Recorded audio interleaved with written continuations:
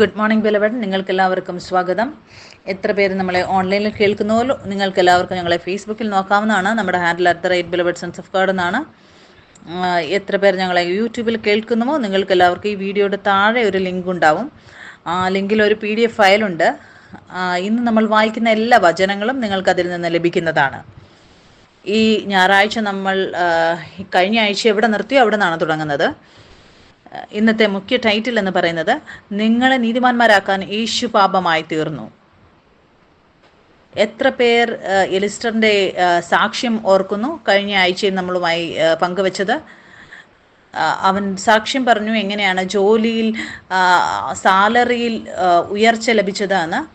അത് 30% വേണ്ടിയിരുന്നു അവന്, പക്ഷേ 50% മുകളിൽ ഉയർച്ച ലഭിക്കുവാനിടയായി. നിങ്ങൾക്ക് ഒരു കാര്യം അറിയേണ്ടത് വളരെ ആവശ്യമാണ്. നിങ്ങൾക്കറിയാമോ, 2 മാസം മുമ്പ് മാർച്ച് മാസത്തിൽ ഞാനൊരു അനൗൺസ്മെൻറ്റ് ചെയ്തു. യേശു ക്രിസ്തു 2 പേരെ തിരയുകയാണ്. ആ 2 പേർ നമുക്ക് വേണം നമ്മുടെ ടീമിലേക്ക് കസേരകൾ ഇടുവാൻ വേണ്ടി. നമ്മൾ ഹോട്ടൽ റീജിയൻ ചർച്ച് നടത്തിക്കൊണ്ടിരുന്നപ്പോൾ നിങ്ങൾക്ക് എത്ര പേർക്ക് ആ കാര്യം ഓർമ്മയുണ്ട്? നമ്മളെല്ലാ കാര്യത്തിനും വേണ്ടി സഭയിൽ ഈ 2 പേരെ വെച്ച് നിയമിച്ചിരുന്നു. ടെക് ഡിപ്പാർട്ട്മെൻറ്റിൽ ഒരാളുണ്ട്, റിഫ്രഷ്മെൻറ്റ് വേണ്ടി ഒരു ടീമുണ്ട്. അതേ രീതിയിൽ നമ്മളെല്ലാത്തിനും വേണ്ടി ഈ 2 പേരെ നിയോഗിച്ചിരുന്നു. എന്തുകൊണ്ടെന്നാൽ നമ്മൾ ഒരിക്കലും ആഗ്രഹിച്ചില്ല നിങ്ങൾ ഒറ്റയ്ക്കാകണമെന്നോ നിങ്ങൾക്കൊരു ഭാരമാകണമെന്നും. ഞാൻ പറയുക മാത്രം ചെയ്തു, എനിക്ക് വോളണ്ടിയർ വേണം ഈ ജോലിക്ക് വേണ്ടി പ്രവർത്തിക്കുവാൻ വേണ്ടി. ആ സമയത്ത് എലിസ്റ്ററും ഷാഷായും 2 പേരും വന്നു. അവർ ബോറിവില്ലിൽ നിന്നാണ് വരുന്നത് രാവിലെ. ഇവർ അവരുടെ മുമ്പിൽ വെച്ചപ്പോൾ അവർ ഓക്കെ പറയുവാനിടയായിരുന്നു. അവർ അതിനുവേണ്ടി തയ്യാറായിരുന്നു ആ ശുശ്രൂഷ ചെയ്യുവാൻ വേണ്ടി. ഞാൻ അവരോട് പറഞ്ഞു, നിങ്ങൾക്കിപ്പോൾ അറിയുകയില്ല നിങ്ങൾ എന്താണ് തീരുമാനമെടുത്തിരിക്കുന്നതെന്ന്. നിങ്ങൾക്ക് തോന്നാം ഇതൊരു ചെറിയ കാര്യമാണ് സഭയിൽ കസേരകൾ ഇടുന്നത്. ഇപ്പോൾ നിങ്ങൾ നോക്കണം, ഇനി വലിയ കാര്യങ്ങൾ നിങ്ങളുടെ കാലിൻ്റെ കീഴെ വന്ന് വീഴുന്നത് നിങ്ങൾക്ക് കാണാൻ സാധിക്കും. നിങ്ങൾക്കിനി വലിയ കാര്യങ്ങൾക്ക് വേണ്ടി യുദ്ധം ചെയ്യേണ്ട ആവശ്യം വരികയില്ല. എന്തുകൊണ്ടാണ് ചെറിയ കാര്യത്തിൽ നിങ്ങൾ നിങ്ങളെ തന്നെ പുത്രനായിട്ട് കണ്ടു. എന്തായിരുന്നു ഇതിലുണ്ടായിരുന്നത്? കസേര ഇടുന്നത്. നിങ്ങൾക്കറിയാമോ, എല്ലാ അവസരങ്ങളും നിങ്ങളുടെ അടുത്തേക്ക് വരുമ്പോൾ നിങ്ങൾ ആ അവസരങ്ങൾക്ക് വേണ്ടി ഉണർന്നിരിക്കേണ്ട ആവശ്യമുണ്ട്. ചിലപ്പോൾ ഇത് ചെറിയൊരു കാര്യമായി തോന്നാം. അവർ ആ മേഖലയിൽ അവർ ജീവൻ നൽകുന്ന ആത്മാക്കളായി കണ്ടു. നിങ്ങൾ അതിനുവേണ്ടി നിങ്ങൾ ഓടണം. അങ്ങനെയുള്ള അവസരങ്ങൾക്ക് വേണ്ടി എവിടെയാണോ നിങ്ങൾ ജീവൻ നൽകുന്ന ആത്മാക്കളാകുവാൻ നിങ്ങൾക്ക് സാധിക്കുന്നത്. എന്തുകൊണ്ടെന്നാൽ ബൈബിളിൽ എഴുതിയിരിക്കുന്നു, നമ്മൾ നമ്മുടെ തിരിച്ചറിവ് കേൾക്കുവാൻ വേണ്ടി മാത്രമല്ല അതിൽ സഞ്ചരിക്കുന്നവർ ജീവിക്കുന്നവരാവണം. അതുകൊണ്ട് അവർ ആ സ്ഥാനം ഏറ്റെടുത്തു. അവർ ആ പ്രവൃത്തി ചെയ്യുവാൻ തുടങ്ങി. നേരത്തെ വന്നു കസേര ഇടുവാൻ തുടങ്ങി. അവർ അങ്ങനെയുള്ള എല്ലാ കാര്യങ്ങളും ചെയ്തു. 2 മാസത്തിന് ശേഷം ഞാൻ അവരോട് പറഞ്ഞു, വലിയ കാര്യങ്ങൾ നിങ്ങളുടെ കാലിൻ്റെ കീഴെ വന്ന് വീഴും. അത് സാലറിയുടെ ഉയർച്ച അവർ ചിന്തിച്ചു പോലുമില്ലായിരുന്നു. പക്ഷേ 50% മുകളിൽ അവർക്ക് ലഭിച്ചു. അവരുടെ ബോസിൻ്റെ അടുത്തേക്ക് ഒരു സിംഹത്തെ പോലെ പോയി. അവർ പറഞ്ഞു, എനിക്ക് ഉയർച്ച വേണം. അവരുടെ ബോസ് 50% മുകളിൽ അവർക്ക് ഉയർച്ച നൽകുവാനിടയായി. ഞാൻ എന്തുകൊണ്ടാണ് നിങ്ങളുമായി ഈ സാക്ഷ്യം പങ്കുവയ്ക്കുന്നതെന്നാൽ, ആ വലിയ കാര്യങ്ങൾ സത്യത്തിൽ അവരുടെ ജീവിതത്തിൽ ആവശ്യമുണ്ടായിരുന്നത്. അവർ അതിനുവേണ്ടി യുദ്ധം ചെയ്തില്ല. അത് തന്നെത്താൻ അവരുടെ മുമ്പിൽ വന്ന് മുട്ടുമടക്കി. എന്തുകൊണ്ടെന്നാൽ അവർ അവരുടെ ജീവിതത്തിൽ ചെറിയ ചെറിയ കാര്യങ്ങളിലും അവരവരുടെ തിരിച്ചറിവ് പിടിച്ചുകൊണ്ടു. ഞാനും നിങ്ങളും ജീവൻ നൽകുന്ന ആത്മാക്കളാണ്. നിങ്ങൾ ജീവൻ എടുക്കുന്നവരല്ല. എത്ര പേർ ഇതിൽ വിശ്വസിക്കുന്നു? അതുകൊണ്ട് നിങ്ങൾ അങ്ങനെയുള്ള അവസരങ്ങൾക്ക് വേണ്ടി തിരയുക. എനിക്കറിയാം, ഒരു പുത്രൻ അത് തിരഞ്ഞെടുക്കുമ്പോൾ അത് അവകാശങ്ങളുമായി അതുമായി ഒന്നാകുന്നു. എനിക്ക് ഓർമ്മയുണ്ട്, ഈ ലിസ്റ്ററിനോട് ഞാൻ പറഞ്ഞപ്പോൾ, നീ നിന്റെ ജീവിതത്തിൽ ഇനി 2 മാസത്തിന് ശേഷം വലിയൊരു ഉയർച്ച ജോലിയിൽ കാണുവാനിടയായി. ഞാൻ വളരെ ഉത്സാഹിക്കപ്പെട്ടു ഈ സാക്ഷ്യത്തിന് കേട്ടതിന് ശേഷം. സഭ ഉണരുകയാണ്. ആമേൻ. നമ്മൾ വചനത്തിലേക്ക് പോകുന്നതിന് മുമ്പ് വേറൊരു സാക്ഷ്യവും നിങ്ങളോട് പങ്കുവച്ചിരുന്നു. വചനത്തിലേക്ക് പോകുന്നതിന് മുമ്പ് ബുധനാഴ്ച ഡേവിഡ് നമ്മുടെ ഇടയിലുണ്ടായിരുന്നു. അവൻ്റെ സാക്ഷ്യം പറയുകയായിരുന്നു എങ്ങനെയാണ് ഡെബിറ്റ് കാർഡ് കാണാതെ പോയതെന്ന്. അവർ ഒരുപാട് അത് തിരക്കുവാനിടയായി, ചുറ്റുമെല്ലാം തപ്പി. പക്ഷേ അവർക്ക് ഈ കാര്യം ഉറപ്പുണ്ടായിരുന്നു, പുത്രൻ്റേതൊന്നും നഷ്ടമാകുകയില്ല. ആ വചനത്തിൽ വിശ്രമത്തിൽ നിലനിന്നു. ആ സ്ഥലങ്ങളിലെല്ലാം എവിടെയൊക്കെ താമസിച്ചു അവിടെയൊക്കെ അതെല്ലാം തിരഞ്ഞു. അവിടെയെല്ലാം പോയി തിരയുവാനിടയായി. അതിനുശേഷം ആ പുള്ളിൻ്റെ താഴെയും അവർക്ക് തോന്നി അവിടെ ആയിരിക്കും വീണതെന്ന്. അവിടെയും പോയി. എന്നിട്ടും അത് ലഭിച്ചില്ല. പക്ഷെ അത് ലഭിക്കാതിരുന്നിട്ടും നിങ്ങൾക്കറിയാമോ, ബിലവഡിൽ ഒരു ആ, ആ, പ്രസംഗമുണ്ട്. അതിൽ നമ്മൾ പഠിക്കും, നിങ്ങൾ നിങ്ങളുടെ അനുഭവങ്ങളോട് പറയാൻ അനുവദിക്കരുത് നിങ്ങളുടെ തിരിച്ചറിവ് എന്താണെന്ന്. ആ വചനമാണ് നിങ്ങളെ നിങ്ങളുടെ തിരിച്ചറിവിനെ കുറിച്ച് പറയേണ്ടത്. അവർക്ക് ആ ഡെബിറ്റ് കാർഡ് കിട്ടാതിരുന്നപ്പോൾ അവർ തിരിച്ചു വന്നിട്ടും അതിനുശേഷവും ഈ സത്യം തിരഞ്ഞെടുക്കുകയാണ്, ഞാൻ പുത്രനാണ്, പുത്രൻ്റെതൊന്നും നഷ്ടപ്പെടുകയില്ല എന്ന്. അതിനുശേഷം അവൻ്റെ ബാഗ് തുറക്കുമ്പോൾ അതിലുണ്ടായിരുന്ന ഷർട്ടിൻ്റെ കൈ മടക്കി വെച്ചിരുന്നിടത്ത് അവിടെ ആ ഡെബിറ്റ് കാർഡ് ലഭിക്കുകയാണ്. ഞാൻ നിങ്ങളോട് പറഞ്ഞു, നിങ്ങൾ നിങ്ങളുടെ അനുഭവങ്ങളോട് നിങ്ങളുടെ തിരിച്ചറിവ് നശിപ്പിക്കാൻ അനുവദിക്കാതിരിക്കുമ്പോൾ പിന്നെ നിങ്ങൾക്ക് കാണാൻ സാധിക്കും നിങ്ങളുടെ അനുഭവവും ആ വചനവുമായി ഒന്നാവുന്നത് കാണാൻ സാധിക്കും. എന്തുകൊണ്ടെന്നാൽ ഒരുപാട് പ്രാവശ്യം നമ്മുടെ ജീവിതത്തിൽ എന്താണ് സംഭവിക്കുന്നത് എന്നാൽ, ആ അനുഭവങ്ങൾ നമ്മുടെ ജീവിതത്തിൽ വരുമ്പോൾ നമ്മൾ വചനം വിട്ടിട്ട് ആ അനുഭവത്തിന് അനുഷ്ഠിതമായി നമ്മുടെ തിരിച്ചറിവ് പ്രഖ്യാപിക്കാൻ തുടങ്ങും. ചിലപ്പോൾ നമ്മുടെ അനുഭവങ്ങൾ, ജീവിതത്തിൻ്റെ അനുഭവത്തിൽ നമ്മൾ പരാജിതരായിരുന്നിരിക്കാം. ആ അനുഭവങ്ങൾ ഒരു തിരിച്ചറിവിടുകയാണ് നമ്മൾ പരാജിതരാണ് എന്നുള്ളത്. പക്ഷെ അല്ലെങ്കിൽ നമ്മുടെ അനുഭവം പറയുമായിരിക്കാം നമ്മൾ ഒരു ചീത്ത മനുഷ്യനാണെന്ന്. പക്ഷെ എപ്പോൾ നിങ്ങൾ തിരഞ്ഞെടുക്കുന്നുവോ, എൻ്റെ പിതാവ് എന്നെ യോഗ്യനാക്കി, അവൻ എന്നെ സ്നേഹിച്ചു, നീ പറയുകയാണ് പുത്രൻ്റെതൊന്നും നഷ്ടപ്പെടുകയില്ല എന്ന്, ഞാനതിൽ വിശ്വസിക്കുന്നു. അനുഭവം എന്താണെങ്കിലും ആ സത്യത്തിൽ, വിശ്രമത്തിൽ ഞാൻ നിലനിൽക്കുന്നു. പിന്നെ നിങ്ങൾക്ക് കാണാൻ സാധിക്കും നിങ്ങളുടെ അനുഭവവും ആ സത്യവുമായി ഒന്നാവുന്നത്. പിന്നെ എല്ലാം നിങ്ങളുടെ ചുറ്റുമുള്ളത് അതെല്ലാം മാറുവാൻ തുടങ്ങും. ഒരു പ്രസംഗമുണ്ട് നമ്മുടെ ചാനലിലുള്ളത്, ഒരു പ്രസംഗമുണ്ട് നമ്മുടെ ചാനലിൽ, ഞാൻ നിങ്ങളെ ഉത്സാഹിപ്പിക്കാൻ ആഗ്രഹിക്കുന്നു അത് കേൾക്കണമെന്ന്. അതാണ് ക്ഷമിക്കണം അവകാശങ്ങൾ പ്രാപിക്കുവാൻ വേണ്ടി. പലപ്പോഴും ആ ക്ഷമ മറ്റുള്ളവർക്ക് വേണ്ടി രണ്ടാമതാണ്. ആദ്യം തന്നെത്താൻ ക്ഷമിക്കണം. അങ്ങനെയുള്ള അനുഭവങ്ങൾ എടുക്കാതിരിക്കുക തിരിച്ചറിവിലേക്ക് വരുന്നത്. അനുഭവങ്ങൾ ഒരു കണ്ണാടി പോലെയാണ്. പിന്നെ നിങ്ങളെല്ലാം കണ്ണാടിയിലൂടെയാണ് കാണുന്നത്. പക്ഷേ നിങ്ങൾ യേശു ക്രിസ്തുവിൻ്റെ രക്തത്തിലൂടെ അതെല്ലാം കഴുകുകയാണ്. കഴുകി ശുദ്ധീകരിച്ച് ആ അനുഭവങ്ങൾ മുദ്രകൾ നിങ്ങൾ കഴുകിക്കളയുകയാണ്. നിങ്ങൾ വിശ്വസിക്കേണ്ടത് പിതാവിൻ്റെ വചനത്തിലാണ്. പിന്നെ നിങ്ങൾക്ക് കാണാൻ സാധിക്കും അനുഭവങ്ങൾ മാറുന്നത്. എന്തുകൊണ്ടെന്നാൽ നമ്മൾ വചനത്തിനാണ് ആദ്യ സ്ഥാനം നൽകിയത്. ഇന്നത്തെ വീഡിയോ അത് രണ്ടാമത്തെ ഭാഗമാണ് ആദ്യത്തെ വീഡിയോയുടേത്. നിങ്ങളെ നീതിമാന്മാരാക്കാൻ യേശു പാപമായി തീർന്നു. എന്തൊക്കെ കഴിഞ്ഞ ആഴ്ചയിൽ നമ്മൾ പഠിച്ചുവോ അതെല്ലാം നമ്മൾ ചുരുക്കമായിട്ട് നിങ്ങളോട് പറയാൻ ആഗ്രഹിക്കുന്നു. നമ്മൾ പഠിച്ചു, പിതാവ് നമ്മളുമായി ബന്ധം വെക്കുന്നത് ശരീരത്തിനനുസരിച്ചല്ല. പിതാവ് പക്ഷേ നമ്മളുമായി ബന്ധം വെക്കുന്നത് അത് അവൻ്റെ ആത്മാവിലൂടെയാണ്. നിങ്ങൾക്കറിയാമോ, യേശു ക്രിസ്തു ശരീരത്തിൽ വന്നു, ശരീരത്തിൽ അവൻ ക്രൂശിൽ പോയി, ശരീരത്തിൽ അടക്കപ്പെട്ടു, അവൻ ശരീരത്തിൽ 3-ാം ദിവസം മരിച്ചവരുടെ ഇടയിൽ നിന്ന് ഉയർത്തെഴുന്നേറ്റു. ആ എല്ലാ പ്രവൃത്തിയും എന്തിനായിരുന്നു? ഇന്ന് സ്വർഗീയ പിതാവ് നമ്മളുമായി, നമ്മുടെ ശരീരത്തെ അല്ല ഇപ്പോൾ നോക്കുന്നത്. എൻ്റെയും പിതാവിൻ്റെയും ബന്ധം ആത്മാവിലാണ്. എൻ്റെയും പിതാവിൻ്റെ ആത്മാവ് ഇപ്പോൾ ഒന്നായിരിക്കുകയാണ്. ഇതാണ് സത്യം. അതിൽ നിലനിൽക്കേണ്ടത് നമ്മളെ ആ പരിപൂർണതയിലേക്ക് ഇത് കൊണ്ടുപോകും. കഴിഞ്ഞ ആഴ്ച നമ്മൾ പഠിച്ചു പൗലോസിനെ കുറിച്ച്. റോമർക്ക് എഴുതിയ ലേഖനത്തെ നമ്മൾ വായിച്ചു. പൗലോസ് ഈ കാര്യം പറയുകയാണ്, ഞാൻ ആഗ്രഹിക്കുന്ന നന്മ ചെയ്യുവാൻ, പക്ഷെ എനിക്ക് ആ നന്മ ചെയ്യാൻ സാധിക്കുന്നില്ല. ഞാൻ ആഗ്രഹിക്കാത്ത, ഇച്ഛിക്കാത്ത തിന്മ എത്ര പ്രവർത്തിക്കുന്നത്, ഞാനത് ചെയ്യുകയാണ്. പിന്നെ അവൻ പറയുകയാണ്, എന്നെ ആര് ഈ പാപത്തിൻ്റെ ശരീരത്തിൽ നിന്ന് വിടുവിക്കുമെന്ന്. അടുത്ത വചനത്തിൽ എഴുതുകയാണ്, അവൻ നന്ദി അർപ്പിക്കുകയാണ് പിതാവിന്, യേശു ക്രിസ്തുവിൽ ഇപ്പോൾ ഒരു ശിക്ഷാവിധിയുമില്ല. അതുകൊണ്ട് ഒരു പുത്രന്റെ രൂപത്തിൽ നമ്മൾ തിരിച്ചറിവിൽ ഉണരുകയാണ്. പാപം അതെവിടെയാണ്? അത് ഈ ശരീരത്തിന്റെ അവയവങ്ങളിലാണ്. പക്ഷെ ജീവന്റെ പ്രമാണം അതെവിടെയാണ്? അത് നമ്മുടെ ആത്മാവിലാണ്. ഇവിടെ പൗലോസ് തന്നെത്താൻ ആ ശരീരവുമായി വേർപെടുത്തുകയാണ്. എന്നിട്ട് പറയുകയാണ്, എന്തെങ്കിലും തെറ്റെന്നിൽ നിന്ന് സംഭവിച്ചാൽ അവൻ പറയുകയാണ്, അത് ആ പാപം ചെയ്യുന്നത് ഞാനല്ല, പക്ഷെ ആ പാപം എൻ്റെ ശരീരത്തിൽ വസിക്കുന്നത്. നമ്മുടെ തിരിച്ചറിവ് എപ്പോൾ എവിടെ നിന്നാണ് വരുന്നത്? എൻ്റെയും നിങ്ങളുടെയും തിരിച്ചറിവ് ശരീരത്തിൽ നിന്നല്ല നമുക്ക് ലഭിക്കുന്നത്, പക്ഷേ അത് ആത്മാവിലൂടെയാണ് നമുക്ക് ആ തിരിച്ചറിവ് ലഭിക്കുന്നത്. ഇത് സത്യമാണ് നമ്മളെ ഒരു ഉറപ്പുള്ള ഒരു അടിസ്ഥാനമിടാൻ നമ്മളെ സഹായിക്കുന്നത്. പിന്നെ നിങ്ങൾക്ക് കാണാൻ സാധിക്കും, സാത്താന് നിങ്ങളുടെ മേൽ ഒരു അധികാരം ഉണ്ടാകുകയില്ല. എന്തുകൊണ്ടെന്നാൽ അവനറിയാം നിങ്ങൾ നിങ്ങളുടെ തിരിച്ചറിവ് ശരീരത്തിൽ നിന്ന് വേർപെടുത്തുന്നു. ചിലപ്പോൾ നിങ്ങൾക്ക് എന്തെങ്കിലും ദേഷ്യം വരാം, അത് ശരീരത്തിൽ വസിക്കുന്ന പാപമാണ്. പക്ഷെ നിങ്ങളുടെ തിരിച്ചറിവ് ഇതാണ്, ആത്മാവിൽ നിങ്ങളിപ്പോൾ യേശു ക്രിസ്തുവിൽ പിതാവിൻ്റെ നീതിയാണ്. എപ്പോൾ നിങ്ങൾ ആ സ്ഥാനത്തായിരിക്കുന്നുവോ അപ്പോൾ നിങ്ങൾക്ക് നിങ്ങളുടെ ശരീരത്തെ പോലെ കാണാൻ സാധിക്കും. ആ പ്രവർത്തികളെ ഇടിച്ചു കളയാൻ സാധിക്കും. എന്തുകൊണ്ടാണ്? നിങ്ങൾ ആ സ്ഥാനത്ത് സുരക്ഷിതരാണ്. അവിടെ നിങ്ങൾക്കറിയാം പിതാവ് നിങ്ങളുടെയും ബന്ധം ആത്മാവിലൂടെയാണ് എന്ന്. പക്ഷെ നിങ്ങൾ ഈ തിരിച്ചറിവിലല്ല എങ്കിൽ പിന്നെ നിങ്ങൾക്ക് കാണാൻ സാധിക്കും ശരീരം നമ്മളെ വീണ്ടും വീണ്ടും വീഴ്ചകൊണ്ടിരിക്കും. ആ ചക്രത്തിൽ നമ്മളായിപ്പോകും. പിന്നെ നമുക്ക് കാണാൻ സാധിക്കും നമ്മൾ തെറ്റായ കാര്യത്തിൽ വീണ്ടും വീണ്ടും വീണ്ടും വീണ്ടും വീണുകൊണ്ടിരിക്കും. സത്യം നമ്മൾ പഠിക്കണം. ആദ്യം എന്താണ്? നിങ്ങൾ ശരീരമല്ല. നിങ്ങൾക്കറിയാമോ, ദൈവത്തിന്റെ പുത്രനാണ് നിങ്ങൾ.